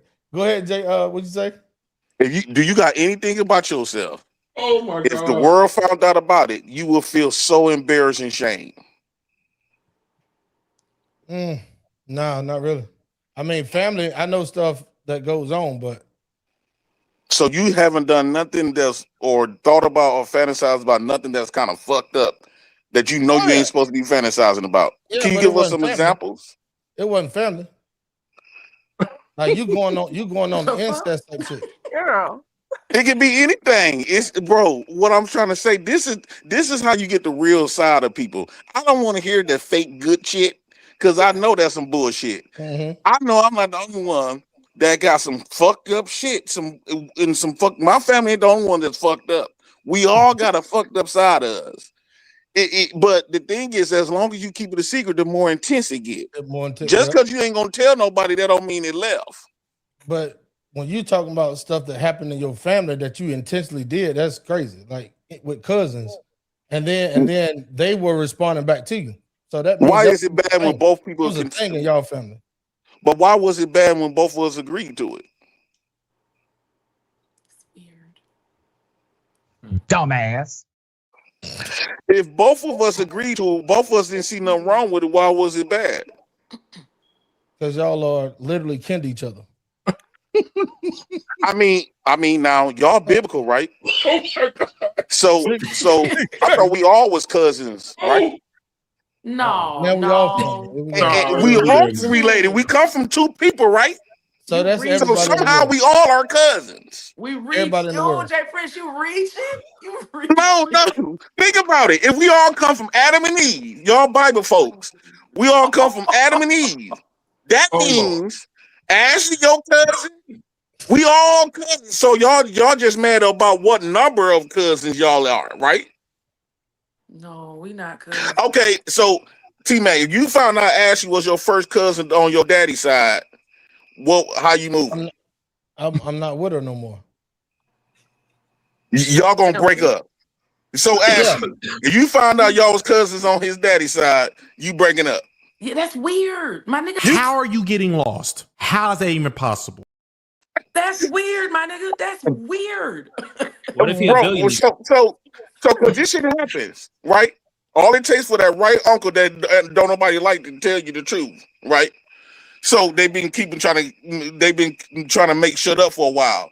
I guarantee you're not gonna stop. Y'all might feel funny, but y'all gonna be like, shit, we've been doing it already. Might as well, and that shit was good. It's gonna make it better. Thanks, EBT. Go ahead. You not gonna stop. Y'all lying. Y'all not gonna stop because y'all got kids together? No. Nah. Now imagine you had kids. Now if y'all had kids together, are y'all gonna stop? Y'all got kids and everything. The answer to your further along questions is yes from the beginning. So like now you're gonna give us grandkids next, and then we're gonna have to make No, because you just gave us a situation, right? Similar. So let's just say y'all find out y'all cousin, but y'all 2 kids in. No, it's weird. That's weird. Nah, bro. Like you not gonna break up. I'm telling you, you not. Yeah, no, that's weird. At least the bloodline be strong, right? No, oh, fuck all that. That's weird. The question would be, Jay Prince, the smart question would be, how do you explain it to the children? It got him believing this shit is real. Yeah, how do you explain it to your children? That's weird. Well, it ain't. Don't fix something that ain't broke. There you go. It ain't their business. They gonna sweep it under the rug. Yeah, it's not their business. But it needs to be so it doesn't keep No, happening. That's what we're talking I don't about. want to know everything ain't meant for you to know. That was during their time in their life. What business is it the kids? It's not y'all business. It's not the kids' business. That's why they ain't tell you. Somewhere it has to stop, though. Somewhere it has to end. Somewhere it has It's to never going to stop because it's natural. It's never going to stop because it's nature. About whoa, what's natural? What's natural? He's saying everybody up here fantasize about family members. Oh, bro, my kids, my nieces, nephews, they used to hump like crazy, like jackrabbits behind my back. Now I did whoop ass, and I had to pass down that y'all ain't supposed to be doing that woo out the bam. But what I'm saying is, when we thought back, we used to do the same shit. Who is we? And all y'all weird. I'm saying, as far as like my family. Tmax, here you go. That's weird. So Jay Prince, did any of your male cousins try to boot you up? Get the hell out of here. Now all of a sudden the weird shit stops in the family. The men in my family, we only got but 2 gay men in our family.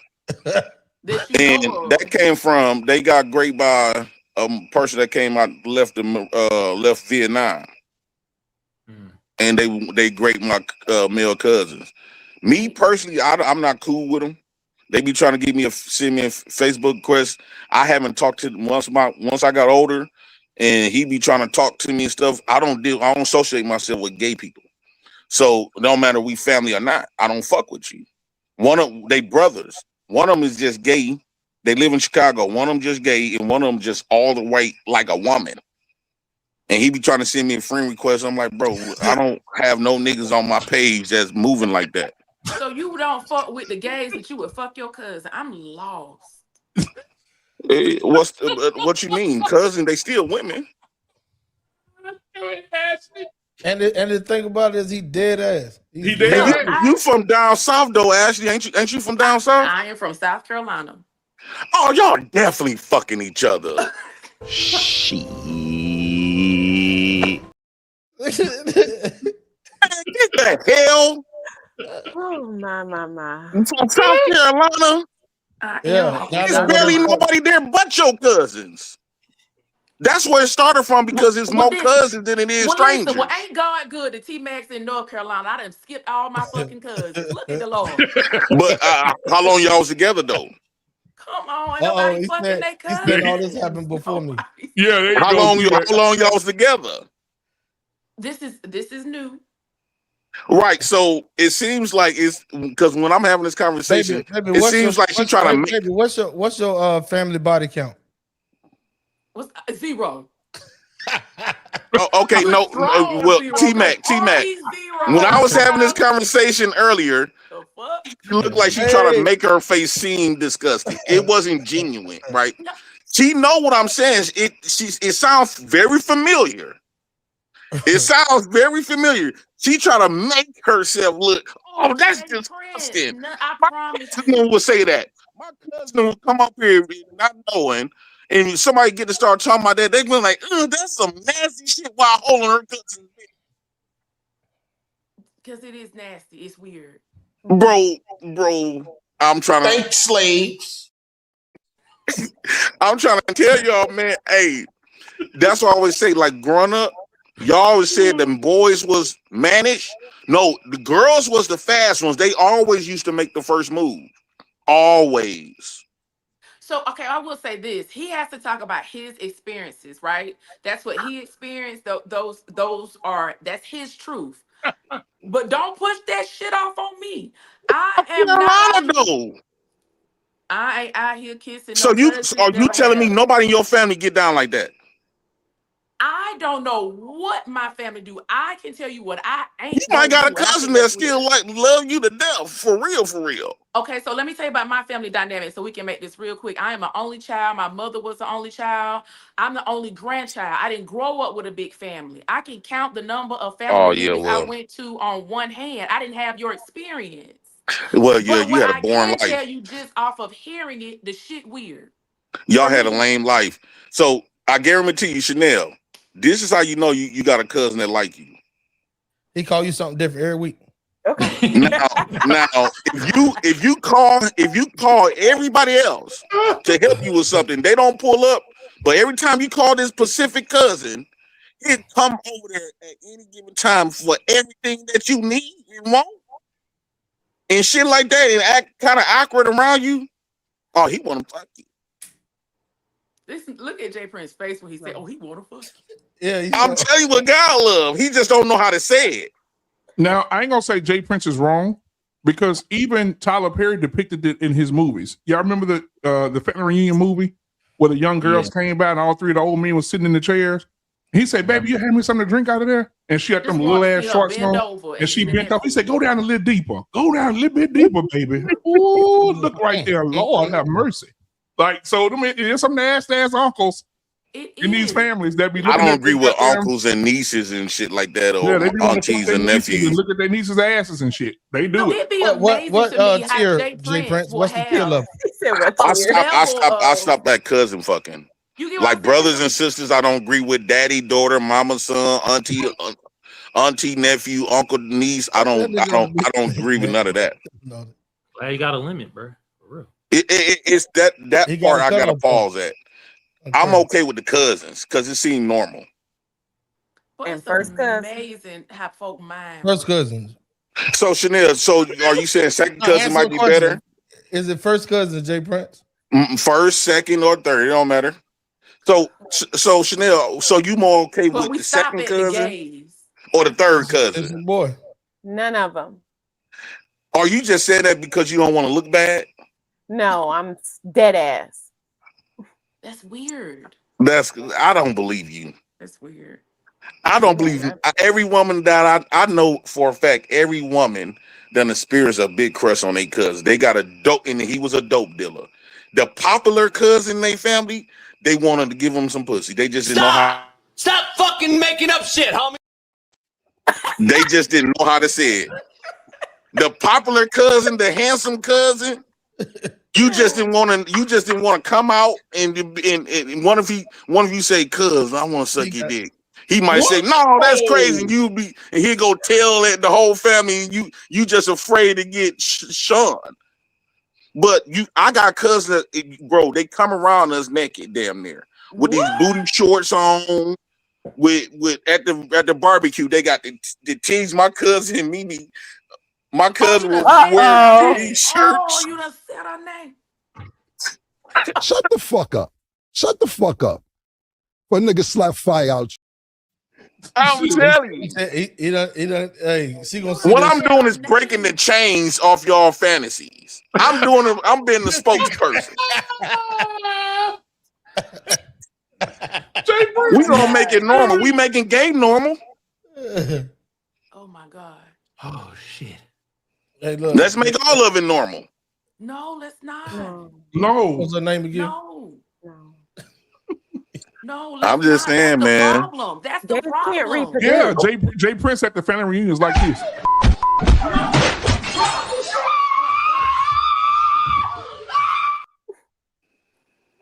I was on my live the other day. I was on my live when I had my other channel. And one of my cousins, we was finna, on my live, she was talking about going to the hotel with me. On your live? Yeah. We don't give a fuck. I think that giving a fuck about that moral stuff left with the church folks when they died. He airing out the laundry. Listen, I must have been sheltered as a child. No, it's not airing out the laundry. It's that we don't give a damn. I don't give a damn. The morals is gone. We don't care about the Christian morals no more. Yes, we do. Everybody don't, because the only reason why y'all want to do it because of Christianity. That shit lame as fuck. Hold on, I do got a question for Jay Prince because you're an open book, bro. I appreciate that about you, bro. But let me ask this: is your family this open like how you are? Because that's kind of the problem. Good question. Well, probably not in public, but when you go around them barbecues, bro, they talk to each other like they strange. Like it's like my cousin came to me the other day. He said, "Oh, JP, he only like his women from welfare. He gonna be on welfare and stuff. You can't look at her." And he talking about my first cousin. So I'm like, bro, you talking as if this not our cousin and shit like that. But when they around each other, they freaking on each other, brother. And you will be shocked. All of the women that's in church and shit like that, they get down like that too. I have a question. Jay Prince, I have a question. So say when your mom's sister's daughter, you would hit her. Like a jackrabbit. Why? Man, you should see the ass on her. Oh my God. Okay, you know what? You would too. At this point, I can smell this video. This is too much. You're wicked. Wicked. You're wicked. That's right. You're wicked. Back in Leviticus. You're wicked. Amen. It smells like a pregnancy, ain't it? Oh, it got a stench on it. It got a stench. So being you, bro, just because I'm the only one admitted, that don't mean it's not happening. I said that. I agree with you. I say it's happening. That's true. Yeah. It's a lot of people just not as open like you are about it. It's the people not open about it like you are, but it's happening. You got some pretty fine cousins, BMU. Yeah, I have some beautiful cousins for sure. What makes them beautiful? They're pretty. Do they got nice shapes? Yeah. What you mean? How you know they got nice shapes? How they shape look? How you know that? He gonna make you into No. Hold on, once y'all. How do you know they got some nice shapes? Because you're not blind. You see them. So okay, so you when you was looking at it, right? If one of your other family members would have saw you looking at it, what they would have said to you? I wasn't looking like that. You just see them. It ain't I ain't staring and saying, So every time they come around, you never looked at it? How many times did you look at it? Every time they came around? No, I just know them. There go my cousin over there. Big booty Judy, right? so when you looking at her ass, right? Because you had to look at her shape. Why you were looking at your cousin's body? You already called her beautiful in the face. Now your eyes done travel all the way, went down south to her ass. Not down Bro. south to the ass. You can appreciate beauty without wanting to fuck it. There you go, Chantel. No, you can't. No, you can't. We are dogs.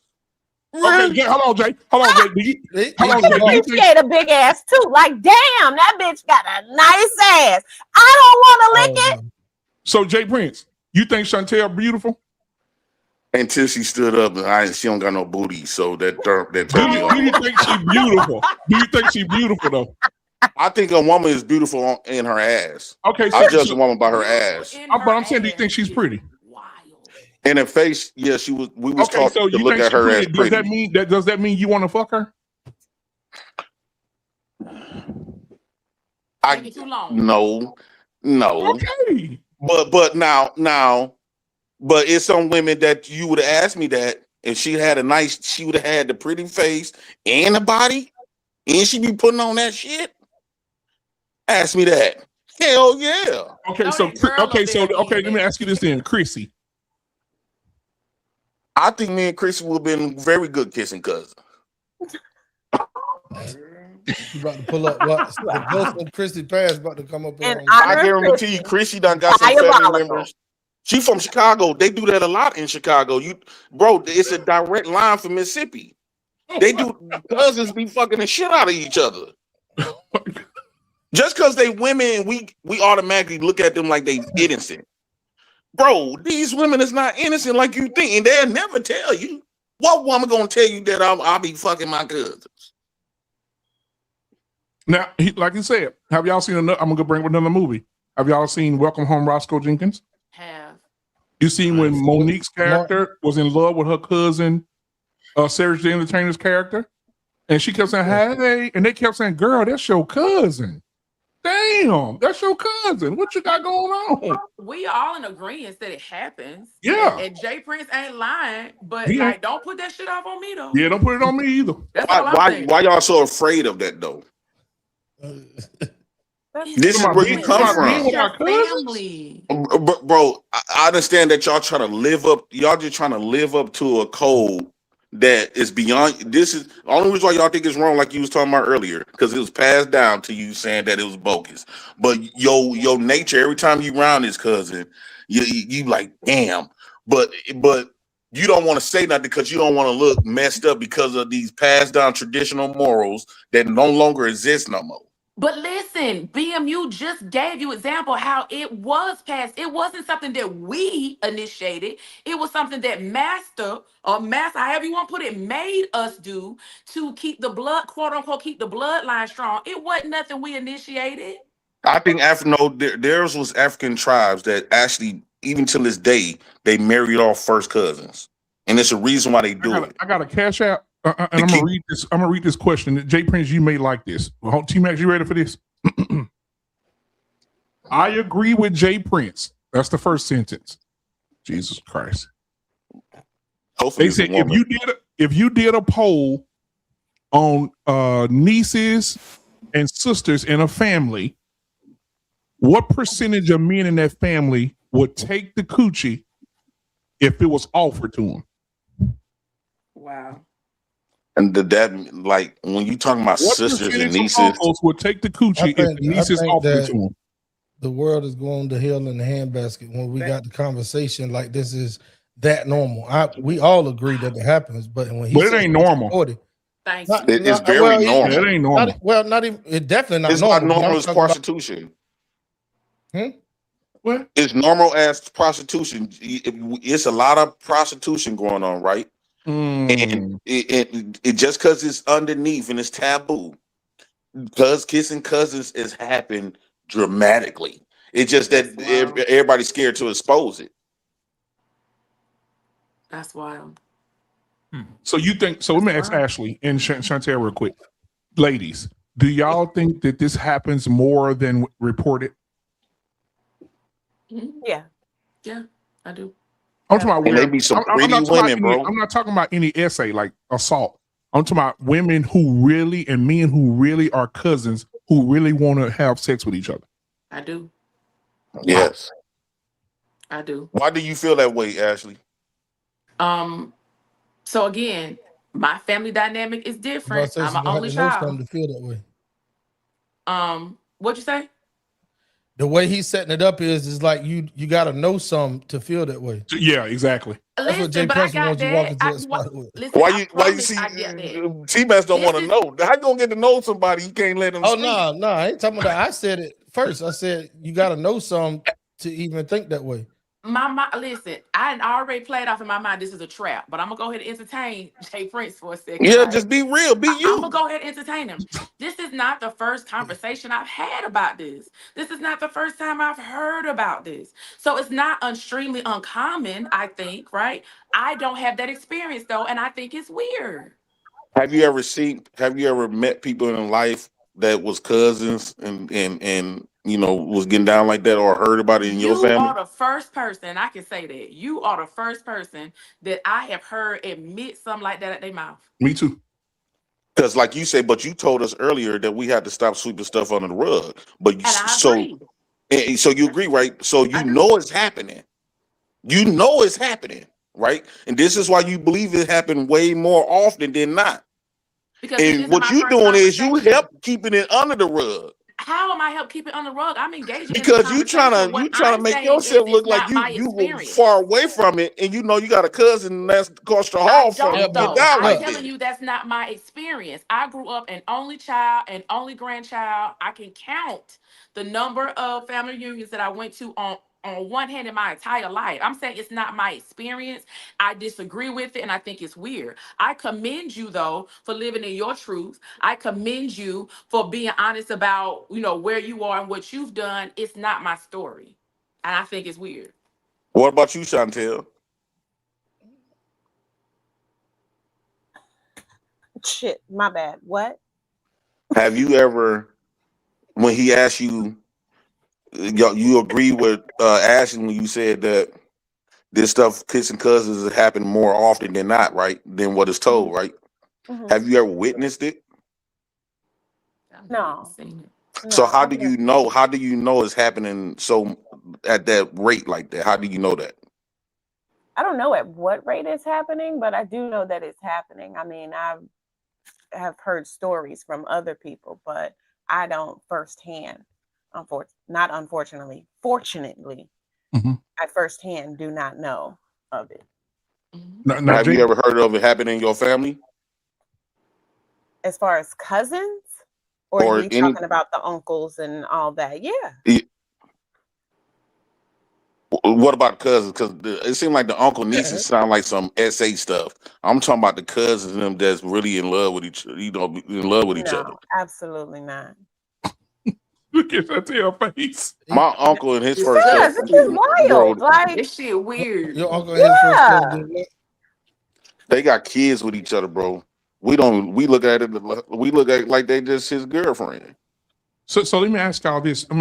I've been around normalcy of it is weird. Right. I've been around other families. Y'all tell me what y'all think about this. I've been around other families where you see the uncles like hugging their nieces and their hand on their ass. No. Or you see the uncle slapping asses and they like, oh, that's normal. They always do that. That's crazy.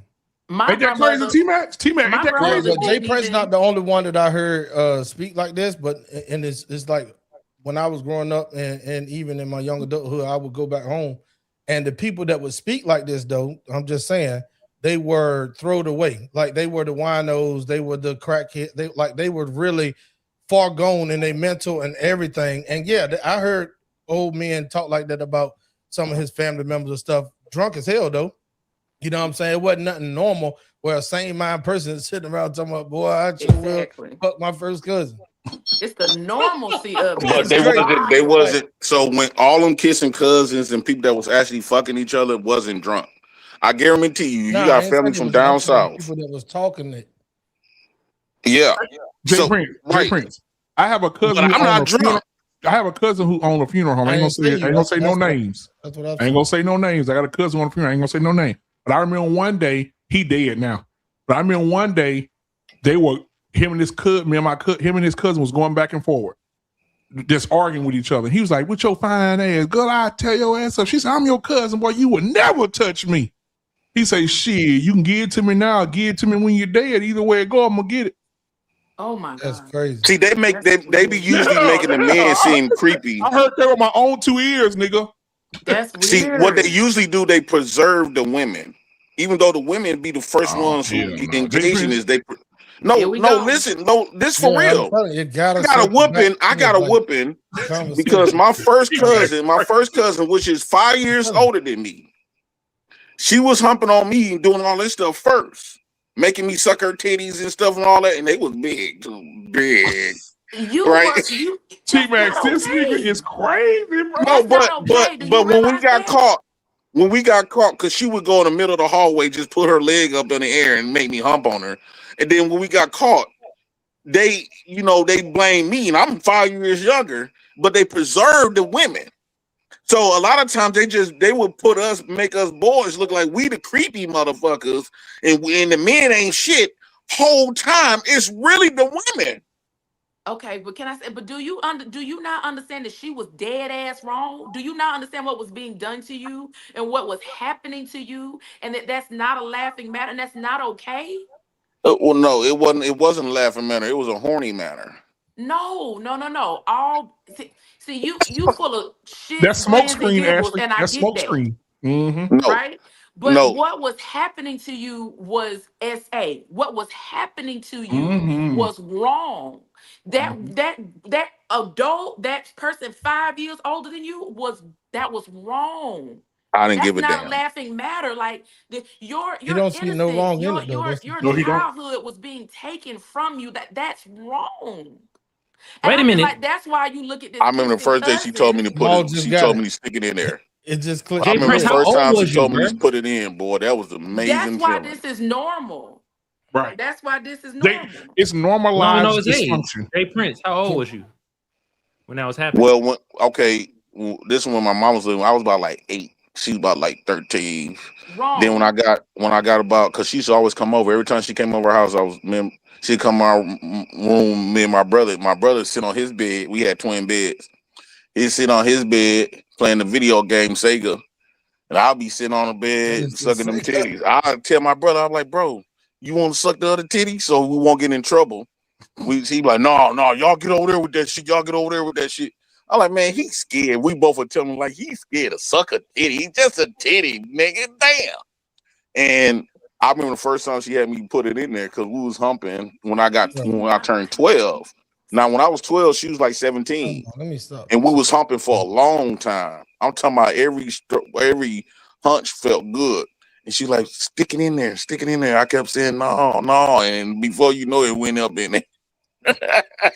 Bruh. That's not okay. Ashley, it's not okay. It's not okay. And It's see, like not. the laughing and stuff. So this is what I'm saying. When you keep digging and listening, you realize, Yes, like, I was okay, see, definitely that's why this digging. okay. I was definitely digging. Ashley, it's normalized dysfunction.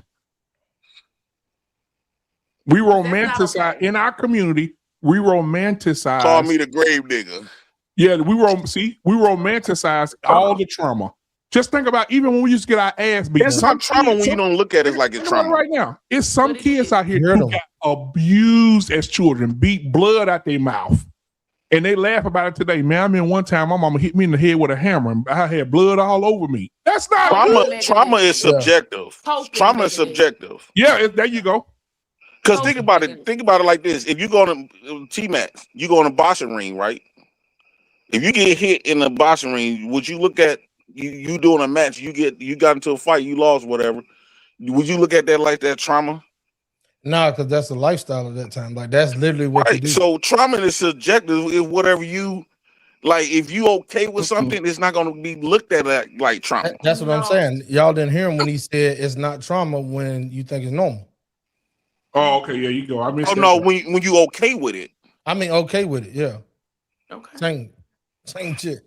And I'm gonna be for real. A lot of these girls that be sitting up here talking about they done did, got touched, and all that other type of stuff, bro. Man, a lot of them was, bro. I done been around. I know better. You said most of them they just hang on the victim stuff, and they hang because being a victim for a woman gets them a lot of attention. That women thrives in attention. They thrives with people feeling sorry for them, and so they don't mind playing that role.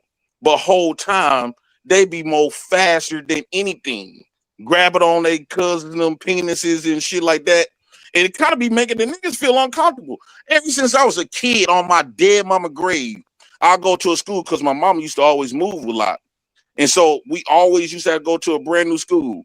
And every time I get into a school, I used to be shy as hell. It always was a girl saying, you can come and sit by me. And before you know it, my hand was in her pants. This was ever since I've been alive. From first grade up until now. I remember I went to my driver's ed class. It was this Puerto Rican chick. Fine as hell. Now, I didn't even, when we were sitting next to each other, I didn't even look at her. The third day, because you know how you sit by a woman and shit. The first day, y'all knees, the second day, y'all knees kind of touching together, but you moving in the shit, you touching and moving in the shit. The third day, she came up there with a skirt on, and our knees locked in together. And then that pinky. You know, you put your little pinky down, you touch her pinky, and y'all start playing pinkies with each other under the table and shit. And before you know it, she grabbed my hand and put it in her skirt, and I went to town. Fingering the shit out of her that driver's ed class. I don't have words. How old was you then? I was about my driver's ed, I was about 16, 17. How old was she? She was around the same age. This just sounds like a lot of sexual trauma. It is. Yeah. No, it sounds like sexual luxury. No. I feel blessed that I got those opportunities, that I got these stories. Because while these men sit up here saying, "Oh, that's fucked up," they wish they had their cousins that want to give. They find their cousins want to give them some pussy. It's just too much ass out here to focus on cousins, Tmax. It's too much women. Yeah, they couldn't be well traveled to just stick in their family. It's crazy. It's not the same, bro. I don't care where you go. It's not the same. Jay Prince, I have a real life question, right? You're a father. Are you okay with your daughters having that same experience? So this is where the hypocrite. I'm not okay with my daughters having sex until they get grown. But listen to your experience. I'm not okay with them getting happen. pregnant until they get in their mid-20s. So, but again, asking me that question, you're gonna get a hypocrite answer every time. Okay. I'm not gonna give you a gene. No father on the planet gonna give you say it's okay to have my daughter fucking. Ain't no man, because if you leave it up to me, they won't never fuck. They will die a virgin. Okay, but listen, there is a difference in your daughters because we've all been 16, 17, 18. Unless it's just me, I'm not the parent that's naive enough to believe that my kids ain't gonna be fucking. I eventually started having sex, right? I'm not naive, right?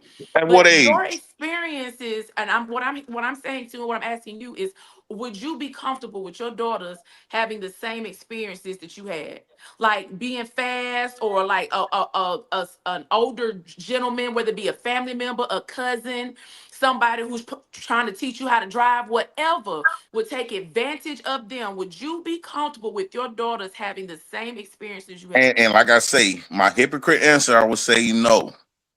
Men are hypocrites. Life is hypocrites. Life is complex. So most men would have gave me claps for freaking on that woman in driver's ed class, right? But of course, when it comes to your daughters, this is why I hated that I had daughters, because now it put me in a weaker position, because now I got to be the one to get laughed at because my daughter's gonna be a thot or being a hoe. So it don't matter how old they is. They could be 40. I'm gonna have to hear niggas saying that they done bang my daughters and them like I used to do to other niggas' daughters. Okay. So having a daughter, it actually like hurts. It hurts the man, because now he got to deal the same way how we view women and shit like that. Now by us having a daughters, this is why men is extremely overprotective and real hard on their daughters, because we know what we say about women. And all us men on here right now, we view women like a sex object. And like, for an example, how we say the third date, we should get some pussy, right? I'm going to, what father going to tell his daughter, oh, you should give him some ass at that third date? It's the hypocrite come in that we're going to tell her, no, you make sure, we're going to lie to her. We're going to lie to our daughters. We say, no, you don't never have to give him no coochie woo out the bam. Never. So, but when it comes to our requirements, we require women to give us some ass on the first, second, third date. That's what we require, but we wouldn't want that for our daughters. Ain't no father finna say, give their daughters permission to have sex. Unless you that gorilla pimp nigga. Y'all heard of Burr? Well, yeah, I heard. Y'all ain't heard of Burr? Yep. It's this pimp named Gorilla Pimp out here in Cali. It was basically, look, my daughter get in the game at 18, she know what comes with it. He don't give a fuck. Yeah, he's an That's idiot. because he ain't raising them. Yeah, he's a fucking idiot. But yeah, so I'm gonna play this video real quick. Here we go. That a lot of your parents dealt with you out of obligation and not out of the kindness of their heart of being your parent. You'll be able to decenter them as a parent and see them as a human being. Most of the time, a lot of people cannot decenter their parents, even subconsciously, is because they want to hold on to the hope that they didn't know any better. And that is not true. There's a lot of things that they didn't know, but majority of it is based off the choices that they decided. Emotional awareness is a choice. Emotional regulation is a choice. Your parents dealt with you out of obligation for a decision that they made that they couldn't go back and fix. A lot of you guys are being born out of spite. You were born out of ego. What are you talking about? When people make decisions outside of a kindness of their heart, out of the purity of their soul, to say, hey, I want to be a parent to help a little person grow up and be able to deal with the world, that means that anything that they're doing is out of obligation. So then you get reasons for their behavior of, oh, you had a place to sleep, food to eat on your back, a backpack on your, a backpack on your back, you had shoes on your feet. They say things like that. That comes from them understanding the obligation of being a parent. Not of the purity of wanting to nurture and love you. Once you can recognize that, you will be able to decenter your parents subconsciously and consciously from a lot of the decisions you make. And you'll also stop making the same choices and patterns in people that are a reflection of your mother and your father. But we won't get too deep into that. She was cooking. She Was cooked. she? My It was God. a lot. Yeah, she cooked. Do y'all think, I'm gonna just ask the question, do you think majority of us in our community, do you think we were born because they loved us, they wanted us, Yeah. or were we born out of obligation? Are we born out of spite? Or were we born, all the stuff that she said in the video? What do you guys think? Obligation. Born out of sex. Yeah. Yeah, they were just fucking. Mm-hmm. And then Or now was you born to have get a check. and then now you have a person that you That's have to another one. take care of if you choose to go that route. You know what I mean? Now you now you have a responsibility. We was born out of financial freedom for women. I ain't even gonna hold you. I might have been an accident. I think a lot Most of us of might have us- been accidents. most of us All was. of us was an accident. Yeah, most of us was. It ain't And many and that's the part that stuck out the most is when she say, we're something they didn't want, but now they have to deal with. Mm-hmm. So my thing is, Yeah. listen, she cooked, but it's when you start making me feel that way. Yep, yeah. That might be might be true. That might be your absolute truth, and I give you that. But my nigga, when you start making me feel that way, that's the problem. that's where the problem You lies. can have a change of heart though, like because I paid my first child. I paid my baby mama $400 to get rid of her, and I didn't find out. I thought she went in and got rid of her after her friend told me she was pregnant and shit. I found out that I had a kid when I got found on Facebook for my oldest daughter when she was 3.5. Then I met her on her 4th birthday. You get a change of heart immediately, right? So even though I paid for it and shit like that to her get rid of it, when the kid is actually here, then I'm like, okay, bet I'm a daddy now. So I wasn't, maybe because I was because I had her when I was 27, and by the time I hit, what's up, kids, cousin? Oh God. Well, oh God. JP went He straight been waiting for in. that. I told you she was gonna pull up on you. Well, you don't waste no time, JP. when I was 31, so yeah, okay, so you can say, man, I don't want that baby. Who out the bed? Most niggas gonna say that. But once the woman actually have the baby, because you got to think about it, it's rare that you have relationships. Most times, all these pregnancies that come from people being in love with each other. It usually been because they were just fucking around, and she just accidentally got pregnant. And now she want to keep her mama, because my niece, my cousin and sisters, my auntie used to raise them. Once you get pregnant, you don't get rid of that baby. You go down and fuck that nigga. Go down there to the welfare. They gonna take care of you. Because most times the older women the aunties used to teach the nieces and daughters, if they got pregnant and stuff, you could get taken care of because they be still living with them. So they gonna like, shit, you can get out the house now because you go down there to them people and they gonna get you a 2-bedroom. You gonna get food stamps, you gonna get WIC, you gonna get all kinds of shit. Put that nigga on child support. That's another benefit. And it's gonna always be a nigga come and save you. That's what my aunties used to teach my daughter now. Our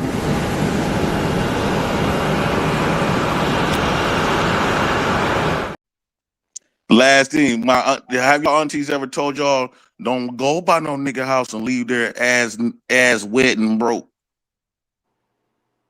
Have your aunties ever told y'all that? No. Something like that. It's for the With a ladies. wet ass and broke?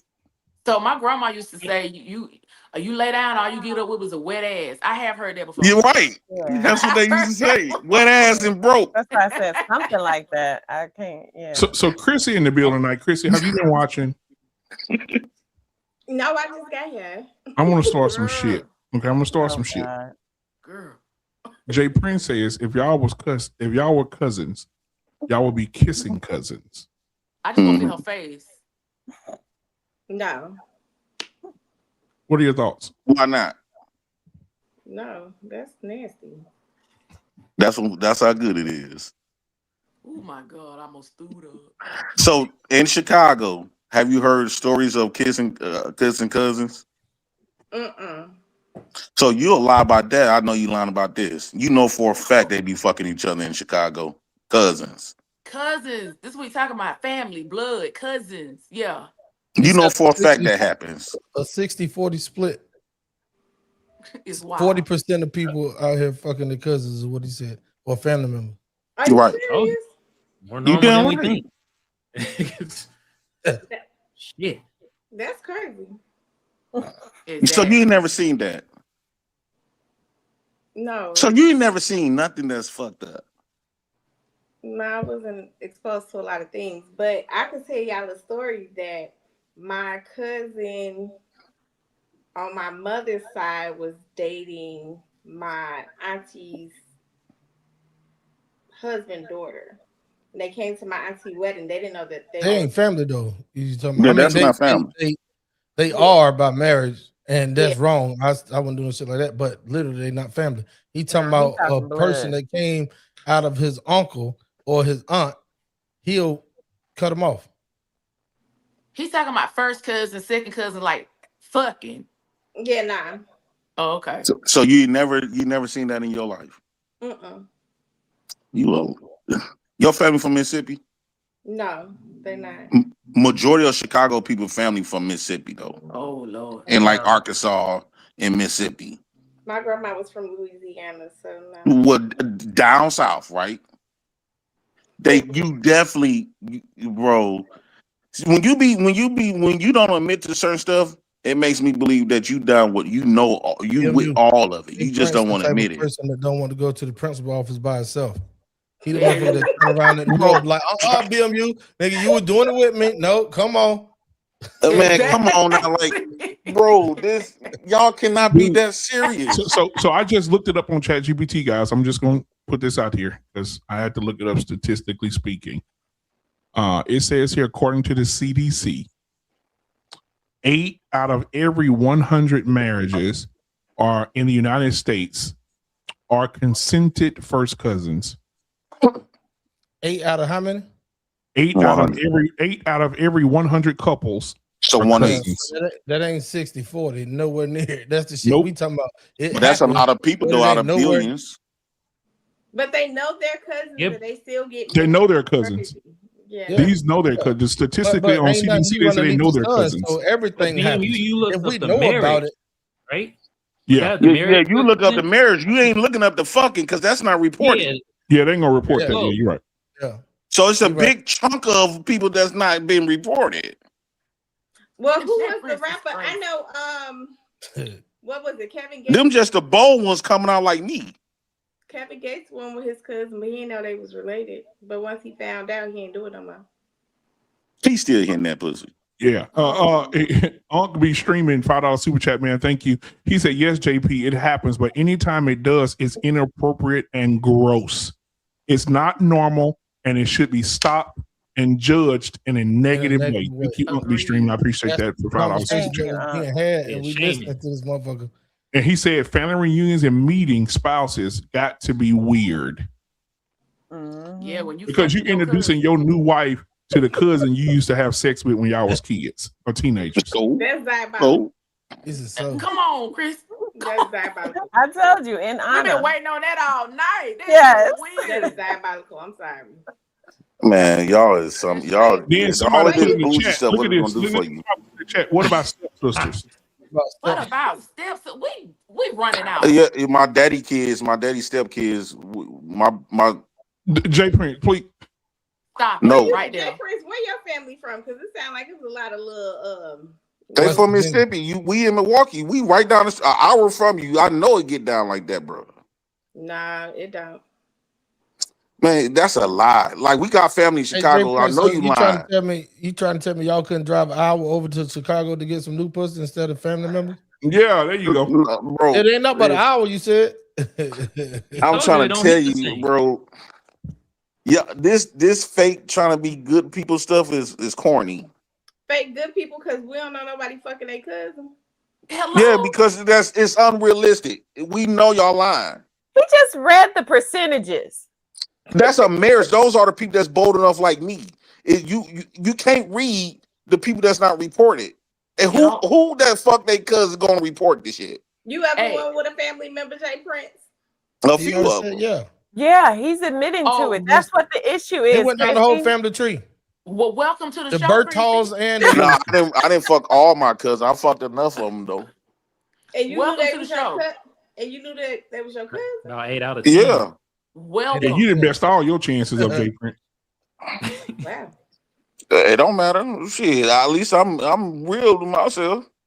What Tmax said, we're going to hell in a handbasket, and the damn basket on fire already. We listening. Yeah, we are literally Up here listening. faking like y'all not with this shit, bro. Is corny as hell. No, what's corny is you can't believe that that's your experience. And you're wanting us to normalize it. But it's so normal to him, he can't believe that other people ain't experiencing it. It's like when we hear black people that don't eat Prince, chicken. I got you, bro. So you're gonna be alone, bro. So we can Shout out to Cabal. I thought about kissing a cousin. There we go. All right. Boom. You did what? Yeah, I thought about it. High school. There we go. Right. Yeah, cousin. So and they done humped Chrissy done humped her cousins before. I know she had. In my goddamn life. Never. Don't do that. Stop fucking making up shit, homie. Shit. So what some fucked up shit that you did? Chrissy, so let me ask you a question. Is there anything in your past or in future that you probably done or fantasized about? If people knew about it, you will be ashamed of it. This nigga's a homosexual. You don't got nothing that you'll be ashamed of? No. That shit's so funny. So if you didn't do nothing that's fucked up. No. Not So you just basically pleading the fifth. Yeah, you waiting. I ain't never did nothing fucked up like your extent. No. Man, it don't pay to be this fake. Yeah, it's not as normal as you making it. That's why everybody's saying It's very normal. Kissing cousins been happening before I was born. It's normal in the South, like down there in the over. And where did the South people move to? They stay South. That's what they is. No, they moved right there, smack in Chicago and Milwaukee. No, they didn't. In the projects, majority of the Chicago people are from Mississippi. Their family line is from Mississippi and Arkansas down south. Well, my family line ain't from Mississippi, so I can't. Midwest people is Midwest family people is literally come from like down south. It don't come from New York or California. It usually come from dead smack from Chicago, from Mississippi, Arkansas, all them down south areas, mainly Mississippi. And they all come. We got family on your block that derive right from Mississippi. Yes. Hey, When they open up them housing projects. Comment back there, BMB. Say what? Aunt B Streaming put a crazy comment in there. You see it? Oh yeah. Aunt B Streaming said, as a teen, I smashed a stepsister if my pops got married later, and his new wife has a hot daughter close in age to me, and we never grew up together. She's just a hot stranger. Let me ask that question. If you are 17 and your daddy start dating again, and he start dating a woman, and his daughter's also 17, what's the parameters on that? That's weird too. That's some weird shit. Our parents are married or getting married or dating, engaged, so that's weird. Like, But there ain't no blood. House. Chantel. Oh. Chantel, what you say? Jay Prince, you got him. Oh shit. Yeah, thank you, Chantel, for keeping it real. Prince got him. What you say, Chantel? I wouldn't do it. I'm just saying that there's no blood. I told your ass a while ago to get off that couch. He gonna have you in the trance, and now you're done. It's over with now. T-Max, what are your thoughts? I think it's crazy, bro. Like, that's still gonna be quote unquote family. That's almost like bro. Now you're going real far though. You talking about now people adopting kids, kids adopting into the family and grew up the whole time as babies. You talking about you gonna cut them because they ain't technically your family, right? Weird. That's a good point. It is. That's diabolical. That's you still. Yeah, we just got to keep it away from Tmax. He's gonna make us feel shitty. It's gonna be weird if the family reunion. No, the whole world to make you feel that way. No, y'all talking like it's gonna get out. Like who gonna tell? You nigga. We were just literally saying we need to start telling. What's the cousin name you mentioned a while ago? But look, all of the cousins that I done fucked, it never been out. Never got told. What's the cousin name you mentioned a while ago? Yeah, but they ain't nobody of my people watching this. They don't know. Okay. They don't know. Oh. They's not watching this. They should be watching this, so they should know not to ever. And if they do, so what? Now, Jay Prince, what I'm gonna get a whooping? You said first. No, I want to ask you something. So you said first, second, and third cousins. They not off limits. You knock them all down, right? So what happens if you got your first cousin pregnant and she came out deformed, and the baby's retarded? I'll be a deadbeat. He'll be a deadbeat. Oh, this nigga. You gonna be a deadbeat? You know what? Go find your flat Pillsbury biscuit pink pudding pop. Go get your flat-assed Pillsbury dough biscuit pink Pop-Tart and get your ass up off my live. So bro, how come women get to choose what type of babies they want, but I can't? But you knowing that if you skeeting your cousin, hold on. BMU, this is one that I want to hear the answer to. Go ahead, Chantel. He asked the question. What was the question? How come women get to pick and choose what type of babies that they want, but I can't? How do we pick and choose what babies we want? Because the 18 millions of babies that y'all have deleted, murdered, right? 24 million. At Planned Parenthood, right? Y'all chose that y'all didn't want them babies. So how come I can't? Chris said, "Who done did that?" 18 million black kids got killed in Planned Parenthood. Like, what he's alluding to is 24 million black babies have been aborted since 1969 from Planned Parenthood. Abort 24 million babies. And they came from black women. Black babies. And you said, how come you can't? You can. How come I can't pick and choose what babies I want to take care of? You can. Why who's you nut in? No. You can't. Well, you let somebody nut in you and got pregnant, and then you killed the baby. Y'all didn't. 24 million babies. What? So y'all getting mad at me because I don't want to raise no deformed baby? No. You just don't like raise a deformed baby, but you gonna fuck your cousin? Exactly. So what? So I was just only in for the fucking, not to get no retarded baby. So you gonna fuck fucking your cousin? And the cousin and the baby come out with no, but my point is talk sense into this man. How's this y'all making sense with 24 million babies was killed because of the decision that the woman that allowed herself to get pregnant and she terminated the baby? 24 million of them. That's a whole population. If we would have had 24 million babies in America, we wouldn't be at the smallest population in America. We won't be at 13%. We would actually be competing with the population of white folks. But black women have murdered, picked and choose the babies that they wanted to take care of and the babies that they didn't want to. You see what it's going? The hell. So now it's going to hell because as a man, black man, I got options too. When you asked me that question, will I take care of a RTAR baby? I said no. And if the women get to pick and choose, but you wouldn't have that problem if you don't sleep with your cousin. You want to have them problems of Planned Parenthood if you didn't sleep around This is apples and oranges. Tmax. Is it really though? It is.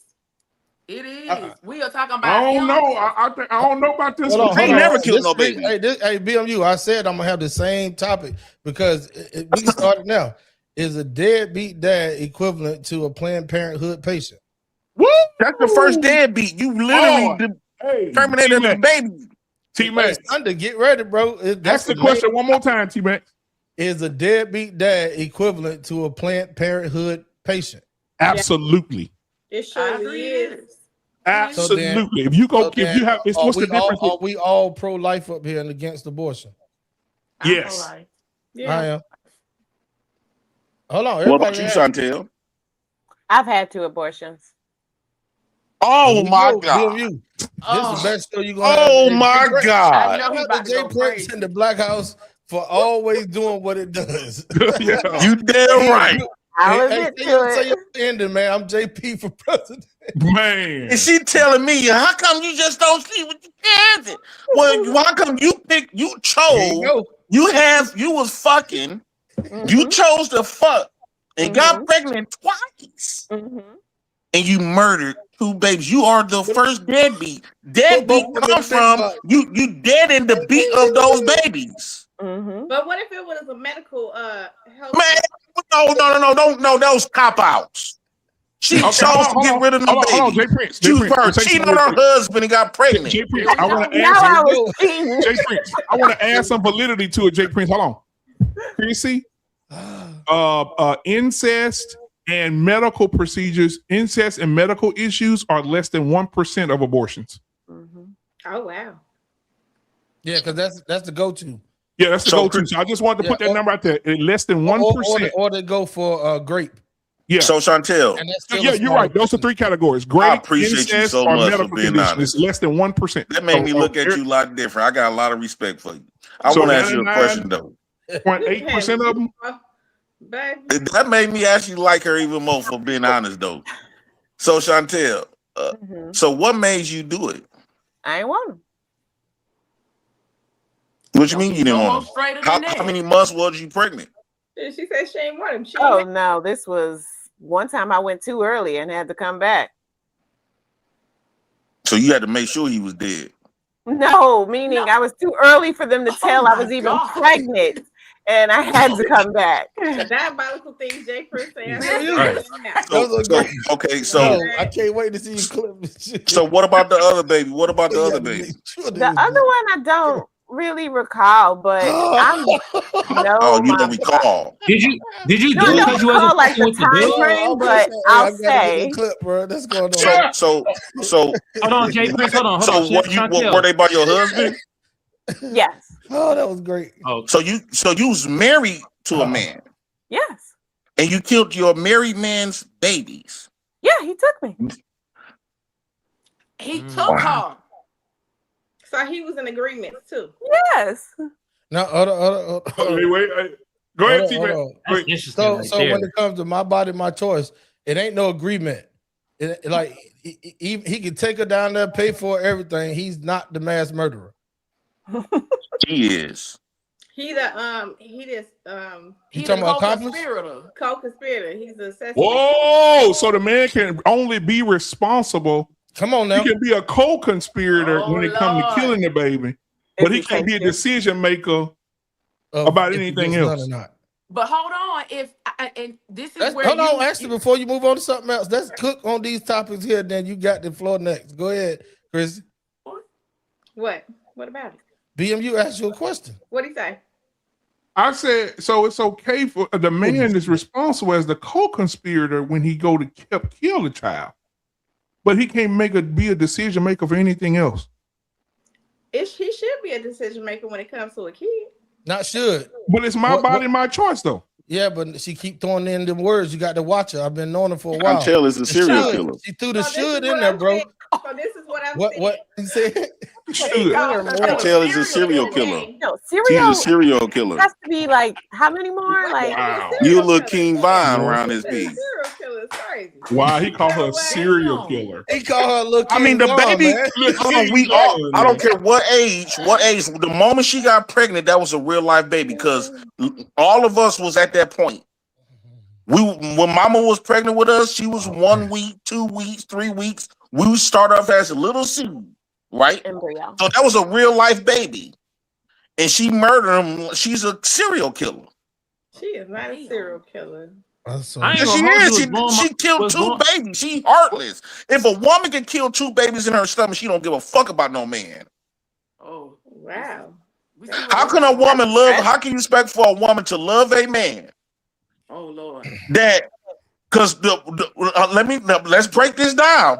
Okay. A baby that's grown inside of a woman is the most genuine love that you can have. If she able to kill that off, it's not a man on the planet that can make her love. If she get rid of her babies, she get rid of any man. So you can never respect that. If it put like this, audience, fellas, if you meet a woman and you look for a woman to love you with all her heart and soul, if that woman had abortions, you might as well pass her up.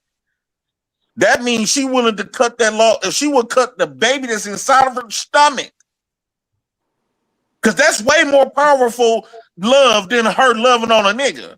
Hey, if she willing to cut that off, she'll never love a man.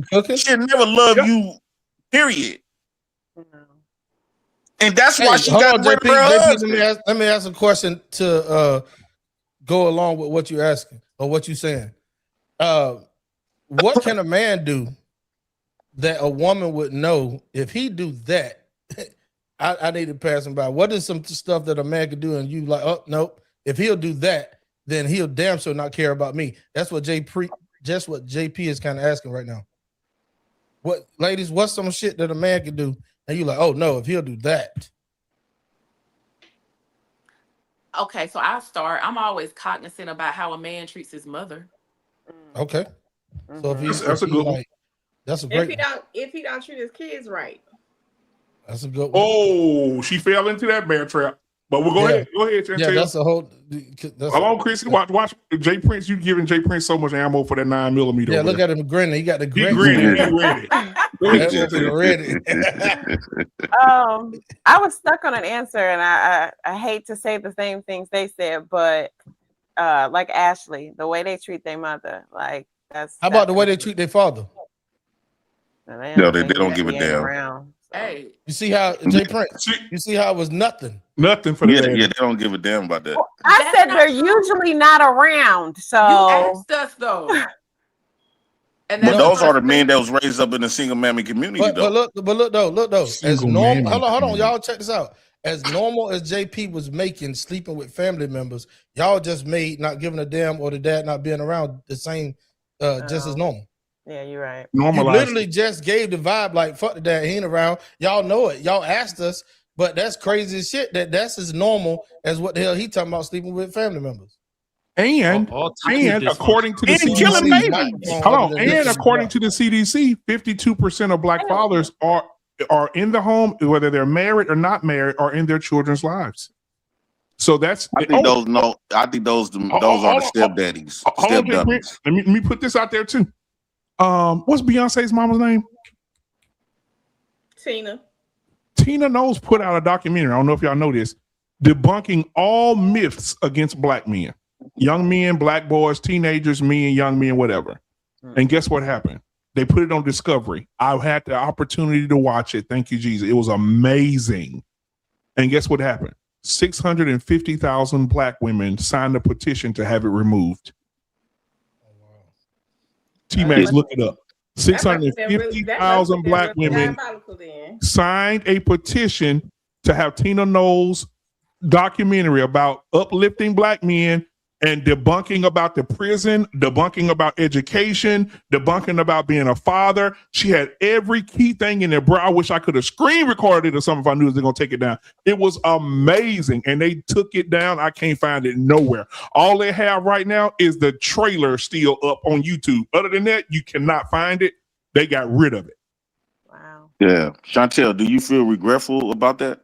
No. You that heartless, huh? Chrissy, what do you think about that? About her decision, it's her. I mean, her husband took her to go do it, so they had to be in agreements together. But if I say I don't want to raise a retarded kid, you have more to say about that, though. No, I just said you shouldn't be sleeping with your cousin. Well, she shouldn't have been sleeping unprotected. They didn't want to have no more babies. But that was her husband. Still, they grown. They both know if they didn't want to have no more kids. Not one time, but 2 times, they should have stopped. Yeah. I personally think that's what led to their divorce. Definitely. Because I really think that Chantel really wanted them babies. If she wanted them, she would have had them. Right. No, a lot of times, women can be so submissive to their man, and she be like, okay, well, fuck it. If he don't want to, what the bam. So now you putting it on him? I truly have seen women do stuff like that. So what they think that baby gonna? Maybe you should just ask her, Jay Prince. Just ask her straight up. She honest. Ask her, did she want the baby or not? Yeah. Chantel, did you want the baby or did he want the baby? Or did neither of you want the baby? Neither one of them want the damn baby. It was mutual decision. It was mutual decision. I was married. I couldn't make that decision by myself. Who came up with it first? There's no decision that both of y'all thought the same. Yeah, it's somebody's idea. Just like divorce or anything else, there's no mutual type shit. Somebody came up with it. I can't even say. How old was you when you got pregnant?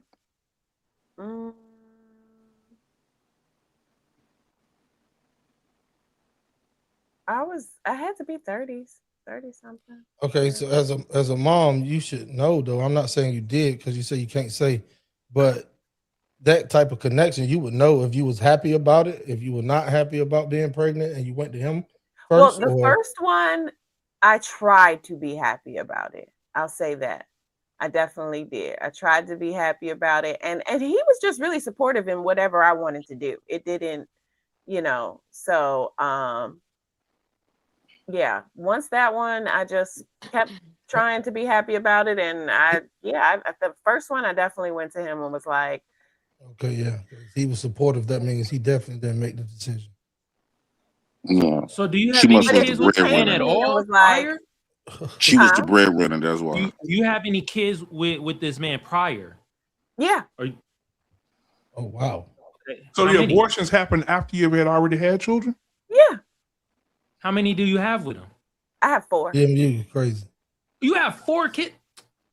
Man, y'all better stop it. If they wanted to get 2 abortions, god damn it, they already got 4 kids together. The fuck? They still got 6. That's still. There's adults right now where I'm my daddy's 5th child. Your grown kids don't know that they would have had 2 other siblings. My kids? Mm-hmm. No, they know.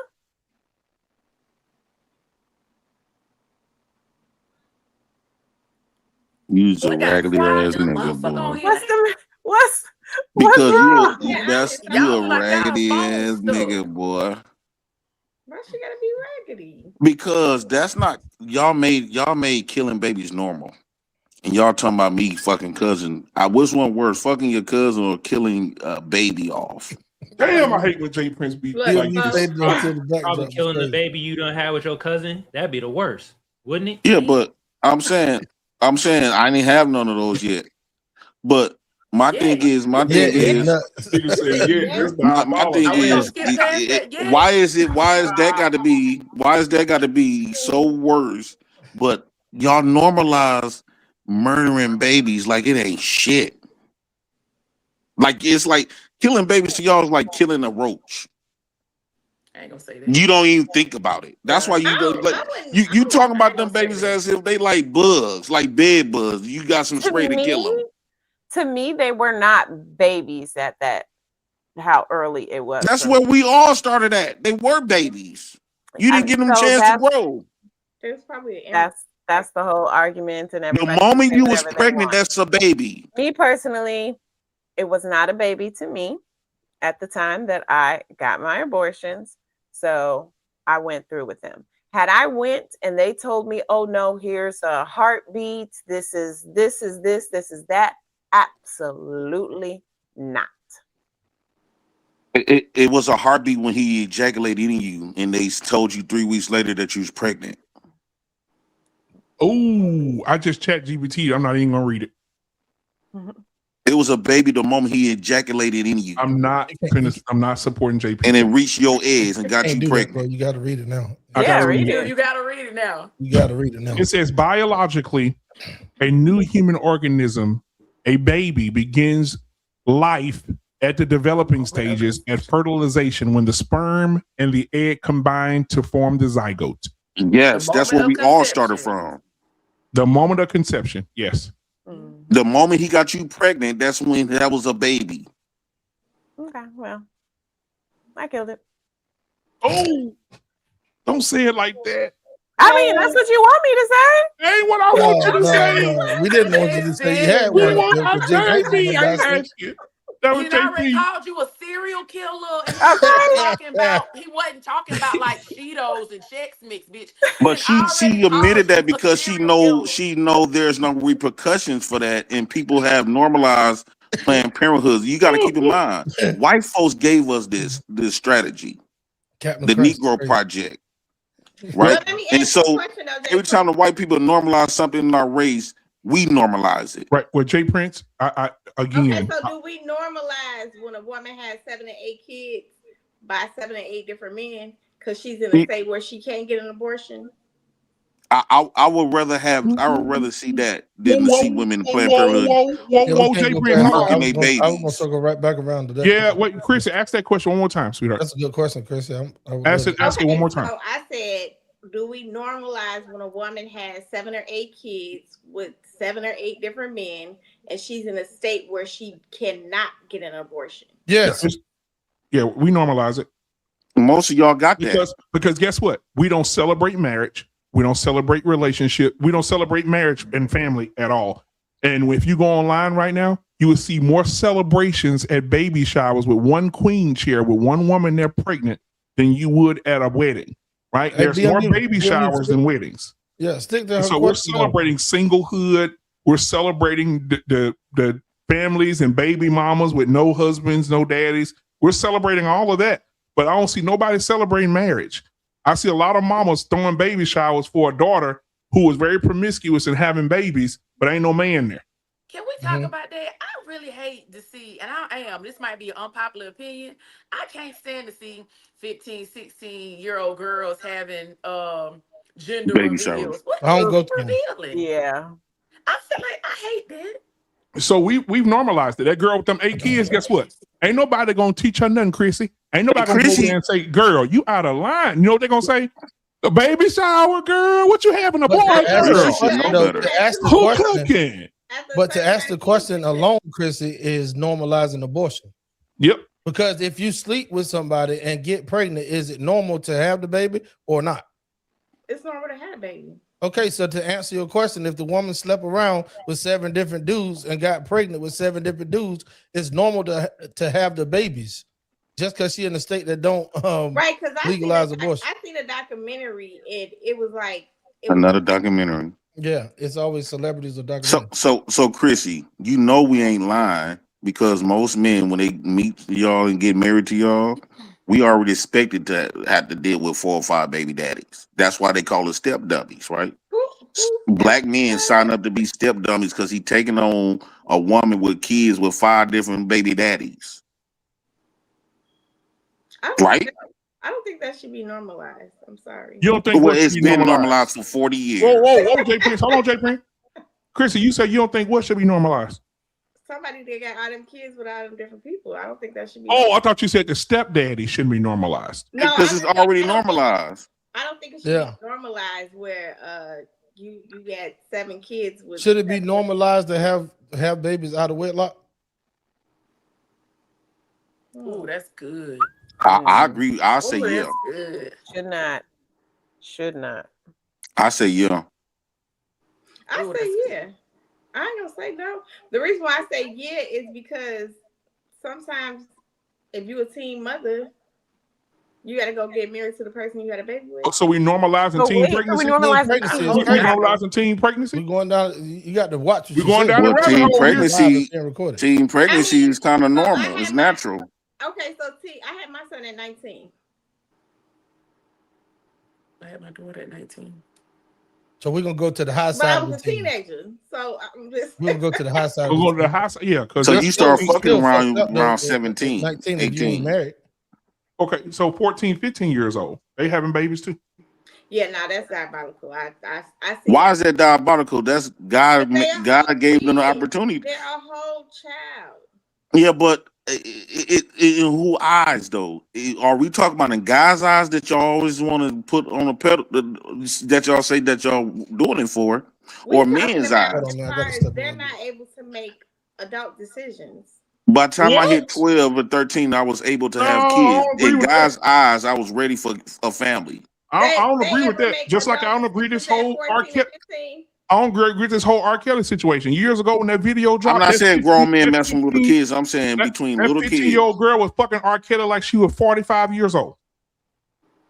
These young motherfuckers know what they doing. I have a video of a young girl that said that. She said, listen, I go to the school every day. These young girls, 14, 15 years old, they fucking but they up there. She said, I'm hearing these little girls saying, I like old man dick. I don't want these little young boys dick. I need grown man dick. She said, the girls are talk. She hearing them 13 years old saying, I like grown dick. I don't want these little niggas. I don't even want to talk to them. That's wild. So these girls, how does it feel to be single now after being married all them years with a family? Who's that to? Shantae. talking to me? Yeah, I'm really subject. Yeah, I'm really curious. How does it feel to be single after been living with a husband and kids for so many years, and now that you like kind of single, and the husband's still with the kids? What's her name? Oh, what's her name? I think it's Glorilla. What is the name of that song? Because that explains it a lot. Damn it. Hold on. Why is these old people listening to Glorilla and following what these young girls talking about?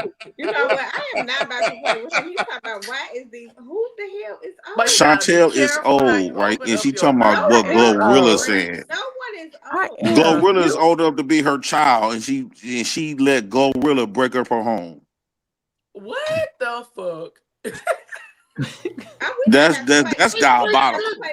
I think that's it. Hold on. Hey, he just brought up Glorilla and he said she read. He said Glorilla old enough to be her child, and she let Glorilla break up her family. But at the end of the day, they got to end.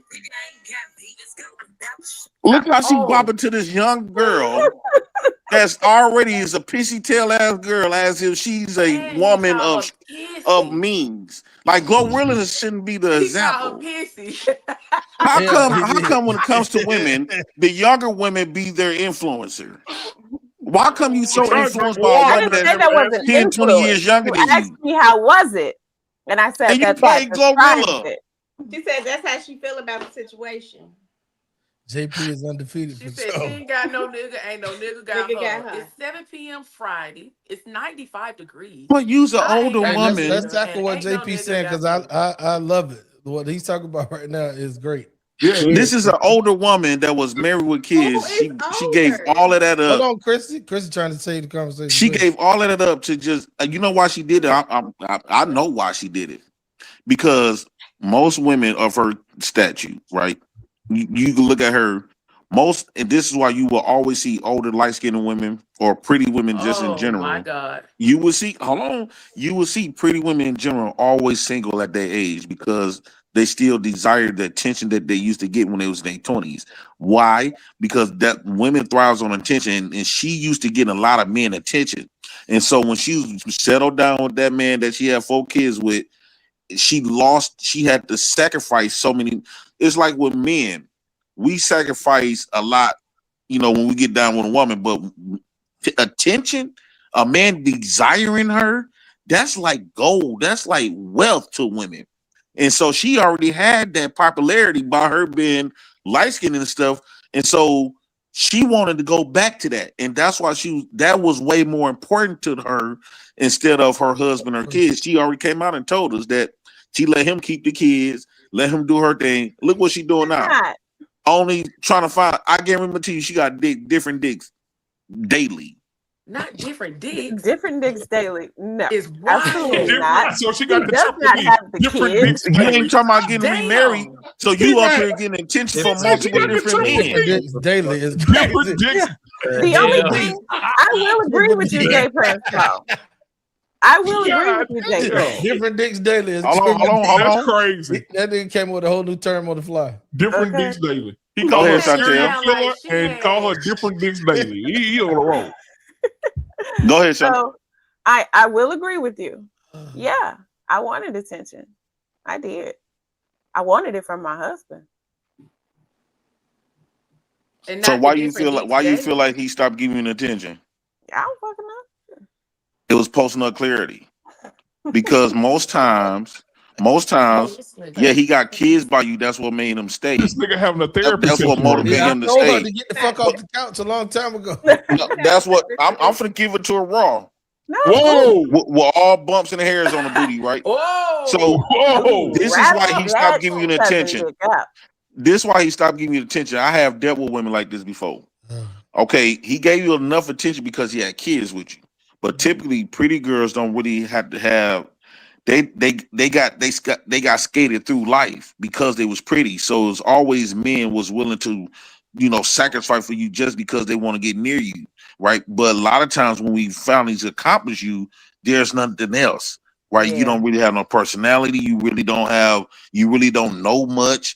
You really don't know how to do the stuff that the ugly girls or the just fair straight girls know how to do, know how to maintain a nigga. Right. You know how to get a nigga, but you don't know how to maintain them because you feel like that you didn't have to worry about maintaining no nigga because you got 99 plus always in your inbox. So it's a lot of stuff. It kind of put your nose in the air and you start to feel like you was men treated like you was just a goddess. Okay, pretty girl privilege is a thing.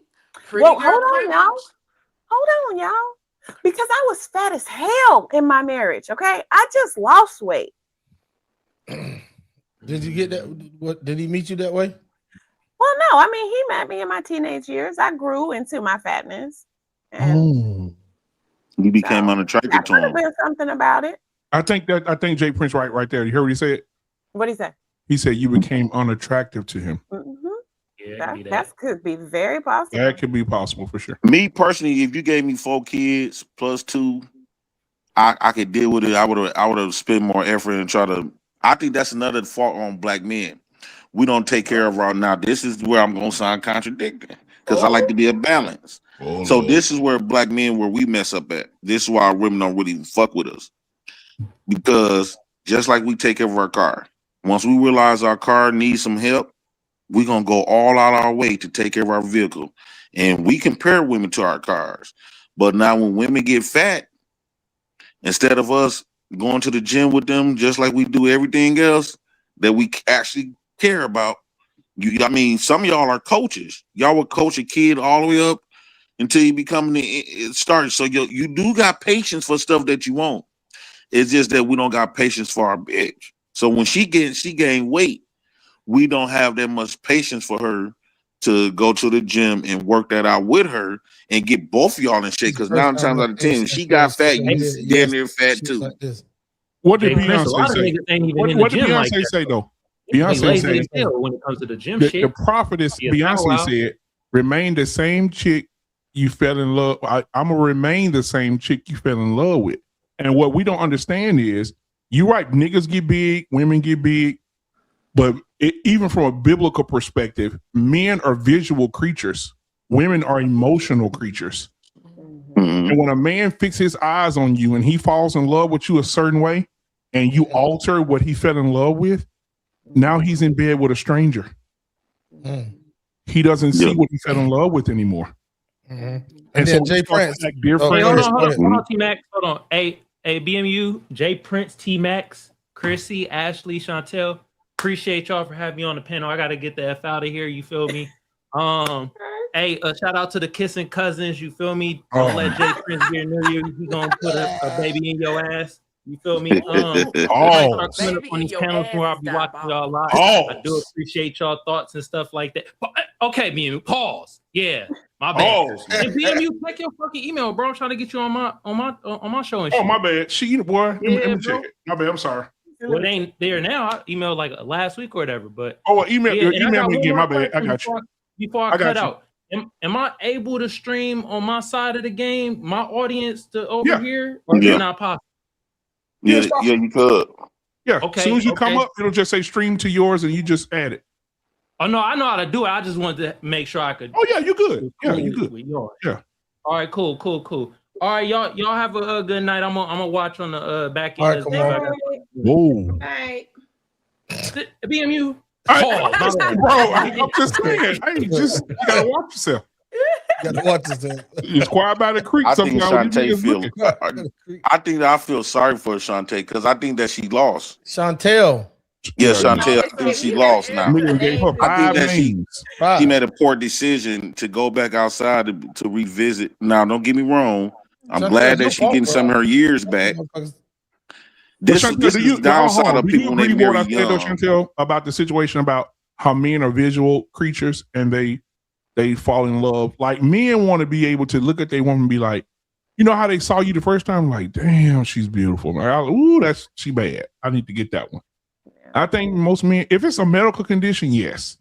But if it's not, most that's men what I would was rather just about to tell JP though. JP said going to the gym with your lady. With your lady, Outside of a medical condition, any nutritionist or physical trainer will tell you that intake is way more damaging than output. So you can lift weights all day long, but if your table manners is fucked over, it's a wrap. Mm-hmm. That means we have to change our diet because at the end of the day, this is your woman, right? And especially when I got a little bit, I got way more softness when a woman give a man kids. I treat her like I treat my mama. Like when my baby, if I give my baby mamas them some money, I don't expect her to give it back because those are my kids' mama. Like my baby mamas, I talk shit about them, but it's a certain level that because my kids love them. So at the end of the day, I'm gonna go like I bought my baby mamas some cars, and people like, man, you stupid. Them hoes gonna have a lot of niggas driving that car. I'm like, it don't matter because at the end of the day, my kids won't be on no bus. And then I had to teach. I paid for my oldest baby mama driver's ed class, even though she had a nigga. She had a white dude at that time, but he wasn't doing none of that. But that explains. I didn't want my kids. I didn't want the same thing to happen to my kids. What happened to me, right? And how I lost my mama. Only if my dad would have thought like me, right? And so I made sure I paid for her driver's ed classes. Then, because I was actually finna buy her a car, and I realized she couldn't drive. I'm like, this is the same shit that happened with my mama, and so I ain't gonna make the same decisions like my daddy did. So I said, okay, we ain't gonna buy you a car right now. I'm finna take this money, go buy your driver's ed classes. She went in, took the classes and stuff. She was like 30. She never drove before at 30 years old until she got with me. And then after she passed her driver's ed classes, I bought her a nice little minivan. She had that minivan for years. Now she be all over the place driving. Kudos to you, Jay Prince. I want my kids to look. I'm not trying to be a competition with the parent. I want my kids. It would hurt me to see my kids look at their parent. I don't care if I don't, even though I don't fuck with my baby mamas them, right? But when the love that I got for my kids want to see their mama and their daddy straight. I used to hate when women used to can't wait to see her kids see their daddy struggling and oh, don't worry about it. You gonna find out that daddy ain't shit and all this. No, I was always against that. Like every time my baby mama's them birthdays, I would pay hundreds of dollars for her to come up here to be in her kid's life. I would buy gifts. I'm like, okay, I'll call her and say, you don't got no money for the gifts? Don't worry about it. I hear a few little honey and woo out the bim, go get your daughter some gifts and woo out the bim. I never tell my daughter that it came from me. That's what's up. I think that's how you're supposed to be when it comes to your baby mamas. So let me go to the petty corner here. So Chrissy, after hearing everything you heard Jay Prince say about what kind of man he is, and I heard you compliment him, which was amazing to see. Did Jay Prince say anything to make you look at him differently the next time he sends that friend request? That friend request still sitting there. So after you seeing what kind of man he is now, are you thinking about it because she didn't delete it? Are you available to Jay Prince now? You're not? No. That nigga quick with it. What more can Jay Prince do? What more can Jay Prince do? He said he take care of his kids. He said he take care of his kids. He said he treats them well. He buying cars. So what, Chrissy? What more can he do to get your attention? Nothing. He's fine. He cool. He said you didn't delete it though. You didn't delete it though. Nah, he'll just be in the people that's in the friend request for 3 years from now, 5 years. So Jay Prince, basically, you would have to meet Chrissy in person in order to sway her. A lot of women, when they see me in person, that everything about them changes. Don't do that, BMU. Don't do that. I'm sorry. Don't do him like that. Don't do him like that. So Chrissy, so Jay Prince, if you saw Chrissy in person and you approached her, what would be your first line? Damn, I forgot we were supposed to go out. I forgot we were supposed to go eat or go out to dinner or something. I think in person though, the whole vibe gonna change. Because she already said she's small, and when I stand next to her, it's like she gonna be looking up to God, right? Oh my God. I know you fucking lying. This is great. She gonna be wanting to climb up this branch. She gonna be wanting to climb up this branch. I swear to God, I'm telling you, bro. So basically, you trying to get her to. Don't you know I'm tall too, and dark, and I look way better naked.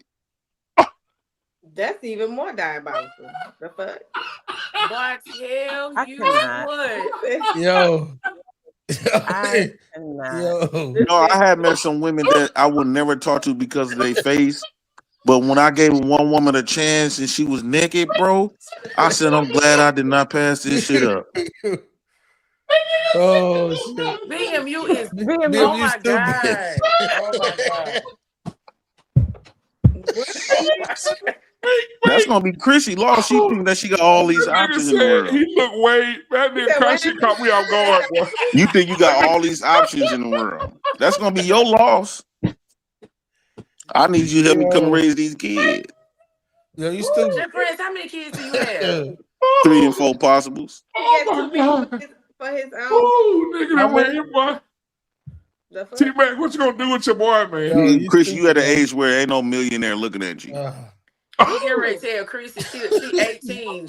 She done grew out. You not in your early 20s no more. So trying to pass me up thinking you finna find this 6-figure plus nigga, that's out your league. I will pass you up. That is out your league. The man that you looking for now is out your league. I'm not looking for no man. So Jay Prince. So hold on. So what benefits do you offer, Chrissy? Oh Lord. I mean, I'm the when you had to break this stuff down by science, right? Mm-hmm. By her being an older woman, she can't have no more children, which her value depreciated dramatically.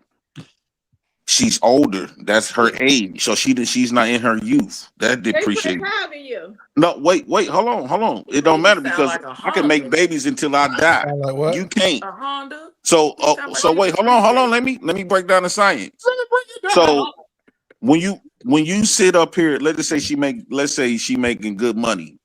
Most men is not attracted to a woman's money, no way. So if a man got 6 figures, let's say if I get 6 figures off my food truck, I'm gonna pass her up in flying colors because at this point, I don't need her for no money because I'm got my own money, right? And then if I get with another woman, I'm gonna want to make another family.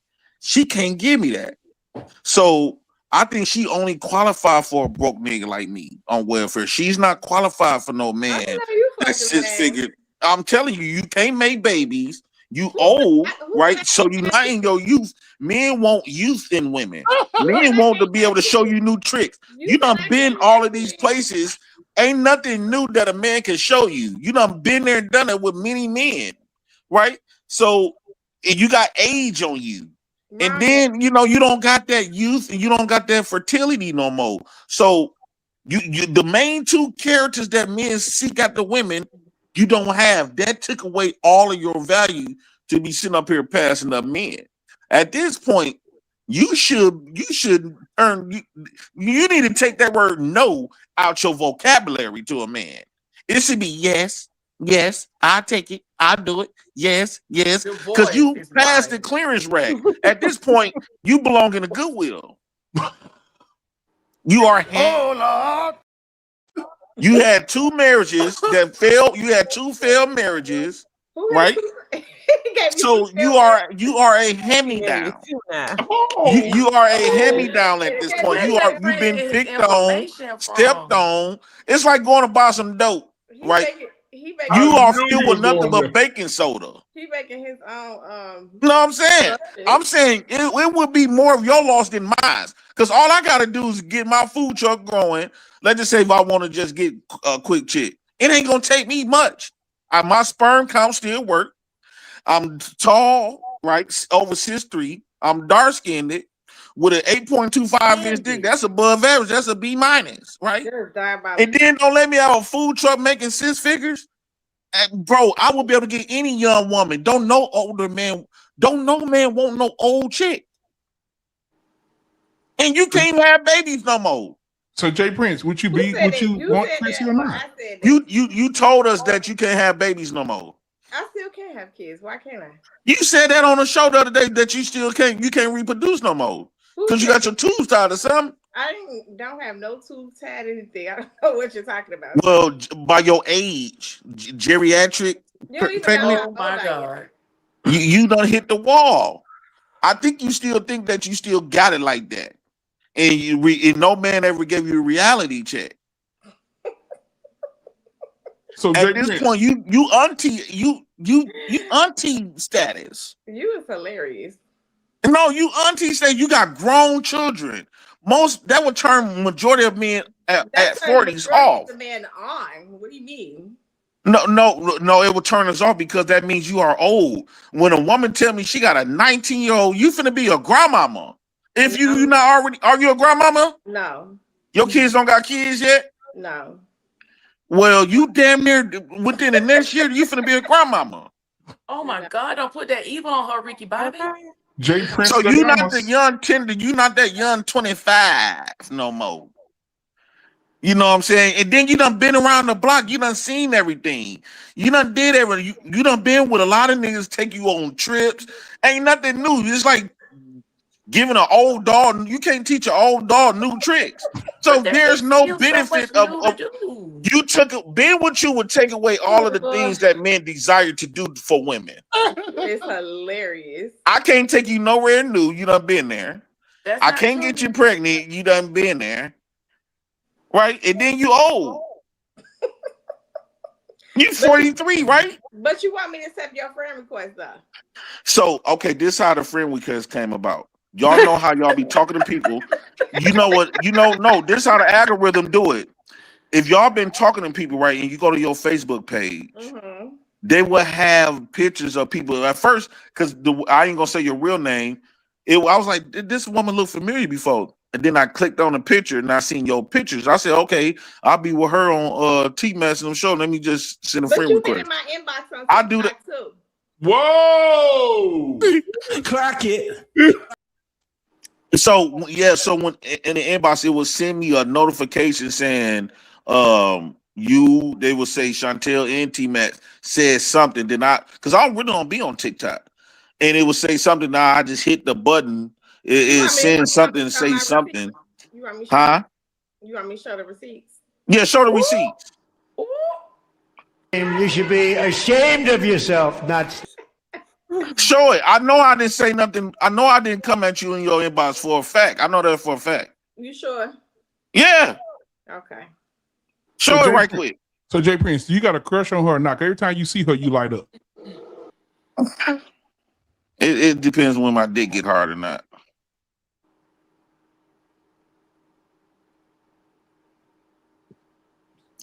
I'm just saying, bro. I gotta keep it honest.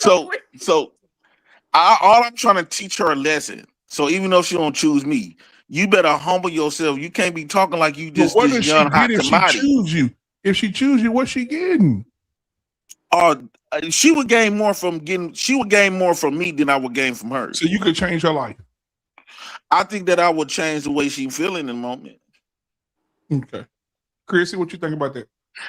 I can make her feel good. All diabolical. All diabolical. Have you ever had a dick slapping on your cheek? You think Jay Prince could be a good suitor for Chrissy True over there? A good what? Suitor. Oh. For you.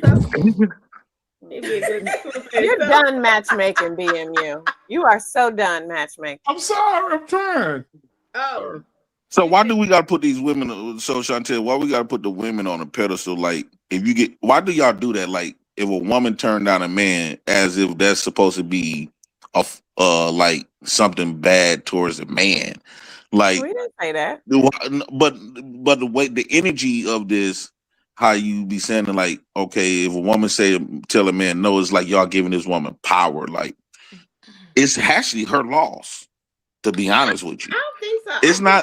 It's not a loss of mine. I think you better go be with somebody that want to be with you, Jay Prince. That's what I think. You're right. That's why I always choose. That's why I preach that.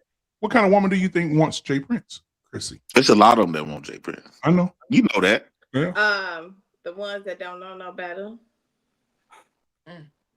So the ones that don't know no better. So what you mean? The ones that don't know no better. That's crazy. So all the women that I've been with, they don't know no better. I had a college-educated woman off here. Educated. You got kids with all the women that you've been with. So do you think the women that he chose to have kids with is educated women? I had an educated woman that I found off here. He said he dealt with women that ain't shit. So how you get an educated woman then? So BMU, didn't I get me an educated young woman off here? You did. Listen, Chrissy, Jay Prince. Jay Prince says that the reason that you don't want to talk to him is because you can't handle him. Basically. Oh my God. What is that to handle? He said if he puts that thing on you, you out of there. Don't nobody want his ass. What? Jay Prince says if he used the rod of life to comfort you, you done with. Your wordplay is sickening. I wouldn't even take it. You couldn't take it. See, Jay Prince? Or you wouldn't take it. Oh, okay. BMU, you runs out. BMU, you runs out. I think Chrissy fronting. She want to maintain this. You know, when you get a woman in front of people like that, they do this. But me, like you say, Chrissy, I don't like to choose women that don't. I don't like to chase after nobody that don't want me. Convince a woman like me. Chase after you because you feel you the prize. Yes, because I am. Oh, here we go. And that's why I am. Men always gonna be the prize. You talk to the women that don't know no better. No, the men always gonna be the prize. What you got to give? Well, Chrissy said ain't nothing to handle, and you said she can't handle you. So I'm trying to figure this out. But what I'm saying is, what do women got to give for them to be all of this prize stuff? What prizes we getting? You okay? No, I'm not. So, Chrissy, let's mind this out. Let's say you the prize, and let's say we hook up, or any man hook up with you. Uh-oh. What are you? What is the prize? Okay, I unwrap that box. Then what? Ooh, there will be no babies. You can't have that. Box to unwrap. It's old. It's been open already, so it ain't no surprise. A lot of niggas done opened the box already, so it's not like it's a surprise. It's just I'm the new nigga that looked at it, right? It experienced it, so it's not no surprise. It's kind of got dust on it, right? So what is the prize? Why is you making Chris sound like an old VHS tape or something? He is hilarious. Because when a woman hit 43, she's done. That is not true. That is true. If Chrissy would have been 25, I would have been all over her. 30, I would have been all over her. When she said she's 43 with a 19-year-old and a 20-year-old. My kids ain't 19 and 20, but how do you say Prince? I'm 41. And you had and ran through. Thank you very much. But I can still reproduce in this world. You can't. Who said I couldn't have kids? And most young women want an older guy anyway. That's why I said you got to get somebody that don't know no better. Because she don't know. You can say they don't know no better. We just want fresh meat. Your meat is old. It got mold on it. It got worms coming out of that shit. Make it sound like it's cheese. What is you talking? I'm talking about. No, here's the why I don't want women that can't reproduce.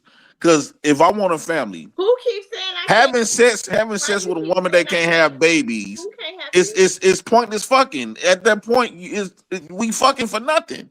That's why I got rid of my last wife. When I found out she couldn't have babies, that relationship was over with. You probably saved her from that problem. And she still can't have babies.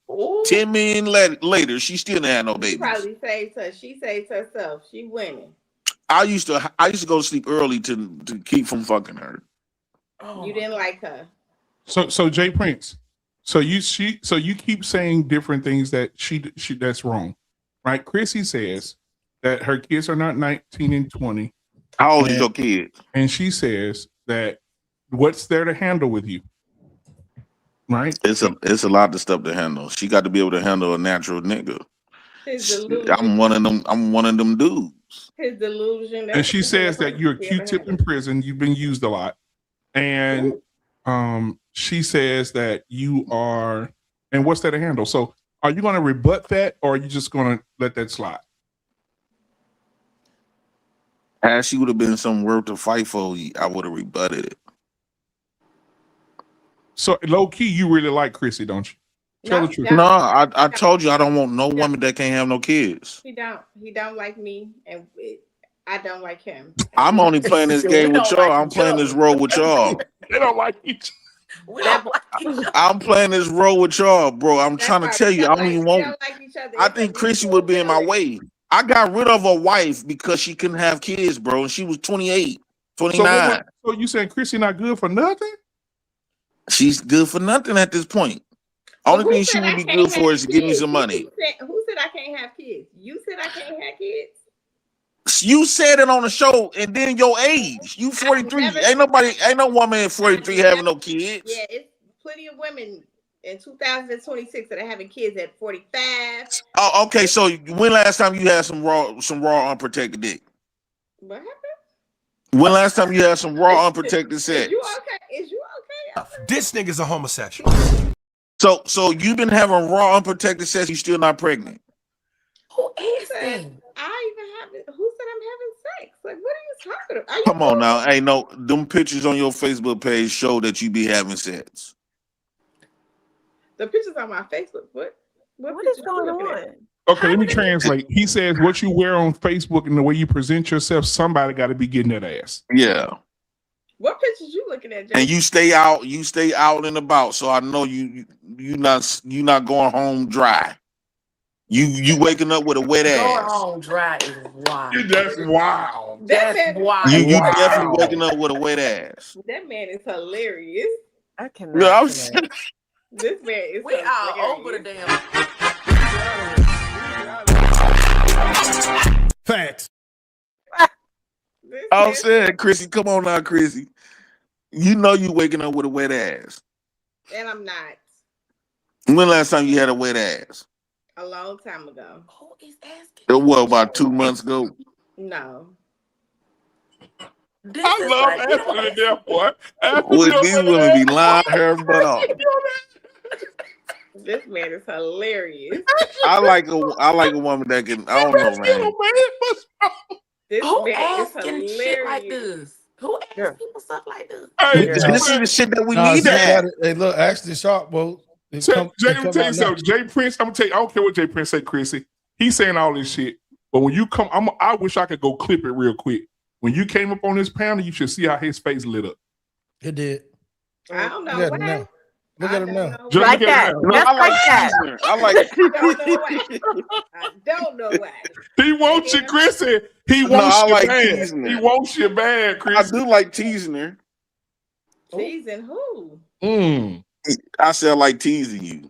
Boy, you can do nothing with Chrissy. Boy, Chrissy make you put your thumb in your mouth and run back to the house. Laugh.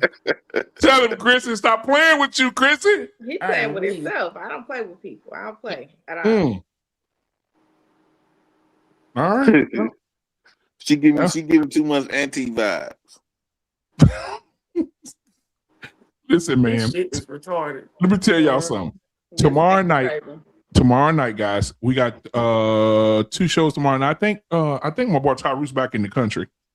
But tomorrow night we got Wednesday night, which is sports. I think Anton, you'll be on the sports show with the guys tomorrow, right? Okay. Yeah, definitely. I'm gonna be heading up with them. Okay, yeah. So the sports show tomorrow, 1-on-1 sports show with those guys tomorrow at 7:00 Central Standard Time, and then right after that be Tyrus at 9 p.m. Central Standard Time. Battle Tested Truth with Tyrus tomorrow, and then Friday we're gonna talk barbershop talk. We got a good conversation coming up on barbershop. We got to talk about these old pandering ass men. There's a lot of them. Who been caught with their pants down? Who's a pandering beating up ass their man? wives and all this shit. It's crazy, bro. Yeah, it's crazy out here, bro. And even like what's the dude name? The one that all the women love, the Derrick Jackson nigga. Same shit, bro. You in your truck talking about, hey, you need to leave these niggas alone. They don't love you. They don't want to be with you. You need to find you a man that love you. Be a husband like me. I got a book coming out about being a husband. As soon as he hit off live, he in the driveway of the woman he cheating on his wife with. Damn. Oh my God. We gotta stop this. These niggas but you know what? I'm so happy they getting caught. Even Roland Martin. I used to like Roland Martin. Even Roland Martin, fat 12 hamburger, eat jello pudding, tasting ass. Even his ass, same shit. Roland Martin, he would clown people. Donald Trump with a prostitute. What kind of president is this? Here's the thing. And now you got caught up with a big booty prostitute, and she was what do you call plugging his ass? Just had her finger up in his ass, jabbing her fingers in his ass like he was a bitch. Right. But we can't pretend like we don't find women that talk good. We can't pretend like we don't find women who be talking good and being a pick me and man is good as this, and yet they be some thoughts too. They don't be what they present. Ain't nobody on this panel a thought though. How you know that? BMU stirring the pot is crazy. You got a woman over here that gave up a More family like to be a thought. next. Tmax. He's smooth with it. She gave up a family. She sacrificed her blood family to be a thought. Because what you want to be outside of a wife, it is to be a thought. If you sacrifice your kids and your husband to be single, you wanted to be a thought. Yeah. She said she wanted attention. She said, yeah. She wanted some DNA, dick and attention. She just agreeing with the nigga. She died that nigga, man. She wanted some DNA, dick and attention. Oh my! I am not stunning that man not one bit. She ain't stunned me. Yep. It don't matter. She knows it's the truth though. She wanted some dick and attention. Okay, so listen, Chrissy, you about to go live? No. She like her young man. Oh, okay. Jay Prince said he's gonna go live with you tonight. I know you fucking lying. Yeah, he said you gonna live, Chrissy. Fuck. Oh my God. Why you trying to act like you all that girl?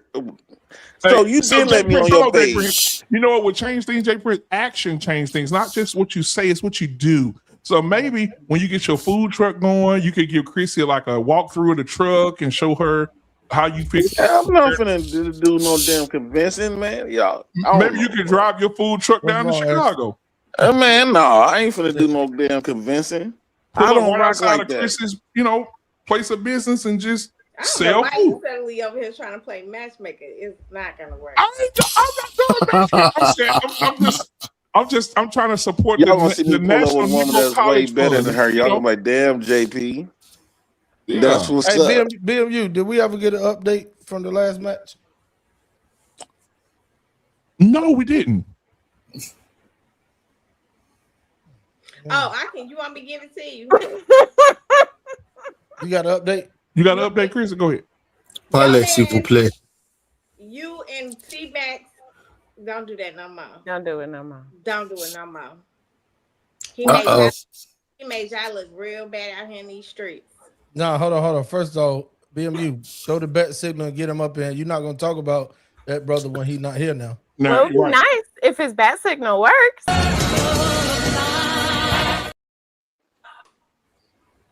What you mean? So you mean you tell me you turned the bat signal on, nobody showed up?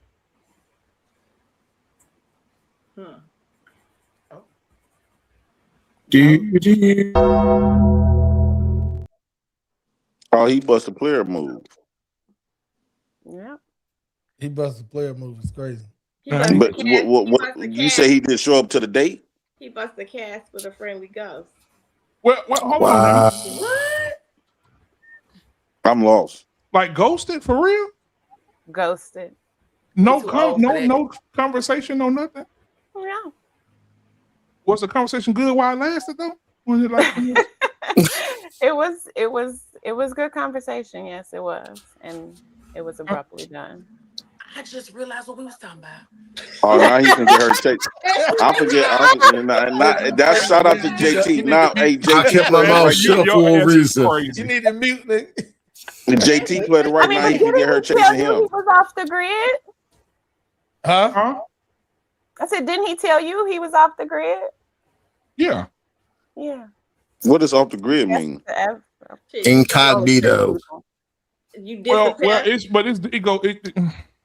it's deeper than that. I ain't gonna put his personal business out act like Frank Casper the friend goes. But he a grown ass man though.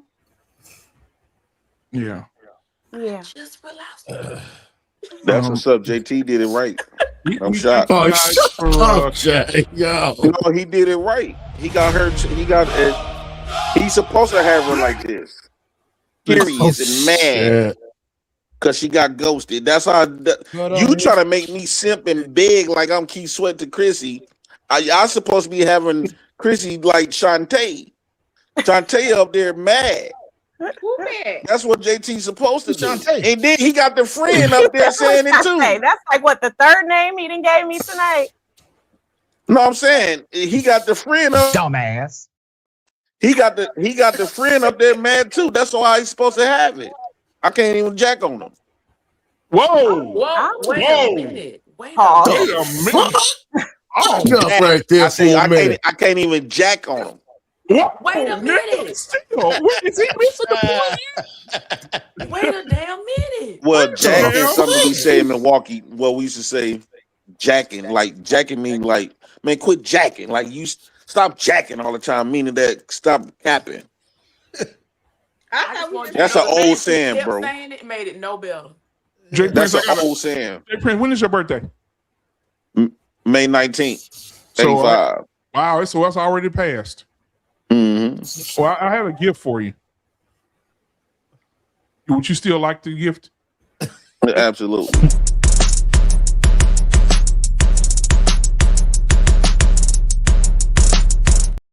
But what is there in front of her stomach, though? Oh my God! I don't know, nigga. It looked kind of bulgy right there. Bro, what the? Yo. You finna go find her on Instagram. All right, man. Listen, I love y'all, man. Thank y'all for coming tonight, bro. And Listen, Tom didn't get a chance to all speak. the way left, right, came back up the elevator. The elevator cable broke, and we all went down to the basement. Listen. However, man, I enjoyed each and every one of y'all. Chantel, thank you so much for being here and taking the time to be over here and support me tonight. Chrissy, thank you so much. All these Tmax Network women, the CEO by Pink Boutique and Style is in the building, man. Ashley, thank you so much for being here. Antoine, thank you, man. See you tomorrow night on the sports show. Because we got to talk about why Shadir Sanders is sitting down and not standing up. That's just crazy to me. Because they paid too much money to Deshaun Watson. Yeah, that's why. He trash. This nigga's trash. Jay Prince, thank you for being here tonight, man. I know you tried your best with Chrissy tonight. She just don't want you. T-Max, man, my brother from another mother, man. Thank you so much for being here, brother. Yeah, she may get it together eventually. But until next time, man, we out this thing. Peace. Oh, go ahead. Yeah, nah, man. I was just gonna say rest in peace to the Queen, Dolly Parton. Man, hey, I'm so goddamn disrespectful. T-Max, hold on a second. I'm disrespectful. Yeah. Ladies and gentlemen, I want to say something. Dolly Parton, she worked 9 to 5. Oh shit. She crazy as hell. She came up short and now she's no longer alive. Dolly Parton had a crush on her, but she would never be with me. But I always had a picture of her in my mind, butt naked, showing those big old titties. Dolly Parton, we love you and we praise you. Now you got to go down in the ground and do what you got to do. Until next time, Dolly, we love you, sweetheart, and good night. We out. Oh my God. The truth shakes the room, then flip the table. We flipping tables. Ain't scared of the smoke. We flipping tables. Yeah, we saying what they want. Black men unfiltered. Tmax, stand on business. Every single podcast. Flip that shit. Flip it. Flip that shit. Flip that shit. Flip them tables. Flip them tables. Facts over feelings. All day. Everybody talking. Nobody listening. Everybody trending. Nobody risking it. We ain't here for headlines. We here for truth. Bring the receipts. Now let's see the proof. If the facts get uncomfortable, good. That means we're getting somewhere. If the room gets quiet, good. Some needed to hear it. We don't fold, we don't bend, we don't switch for the latest trend. We flipping tables, breaking every chain, calling out the nonsense again and again. Black man unfiltered, Tmax, standing 10 toes, never looking back. Flip that shit, flip that shit. True that, true that, true that, true that, true that, true that, true that. Stand up, true that, true that, true that, true that, true that, true that, true that. Stand up, stand up, stand up, stand up, stand up, stand up, stand up. Let's go, let's go, go, go, go. Let's go. Culture, politics, family, faith. Everything they told you, put it on a plate. Question every headline, question every claim. If it don't make sense, we're saying names. No fear, no pressure, no backing down. The louder they get, we turn over shit. This ain't hate, this ain't noise. This is conversation giving people a choice. You don't have to agree, but you're gonna hear it. Truth don't need permission, just somebody willing to speak it. Flip the damn tables. Flip the damn tables. Stand on fucking business. Yeah. Stand on fucking business. Yeah. Black man unfiltered. Tmax. True. Facts. True. Facts. True. We flip the tables. Every week, every show, if it's real, everybody gon' know. Black man unfiltered. Tmax. Flipping every conversation. Right to the front. One.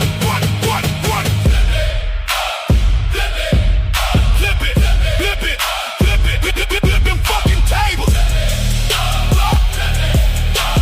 Black man unfiltered. Tmax. We ain't chasing no approval. We're chasing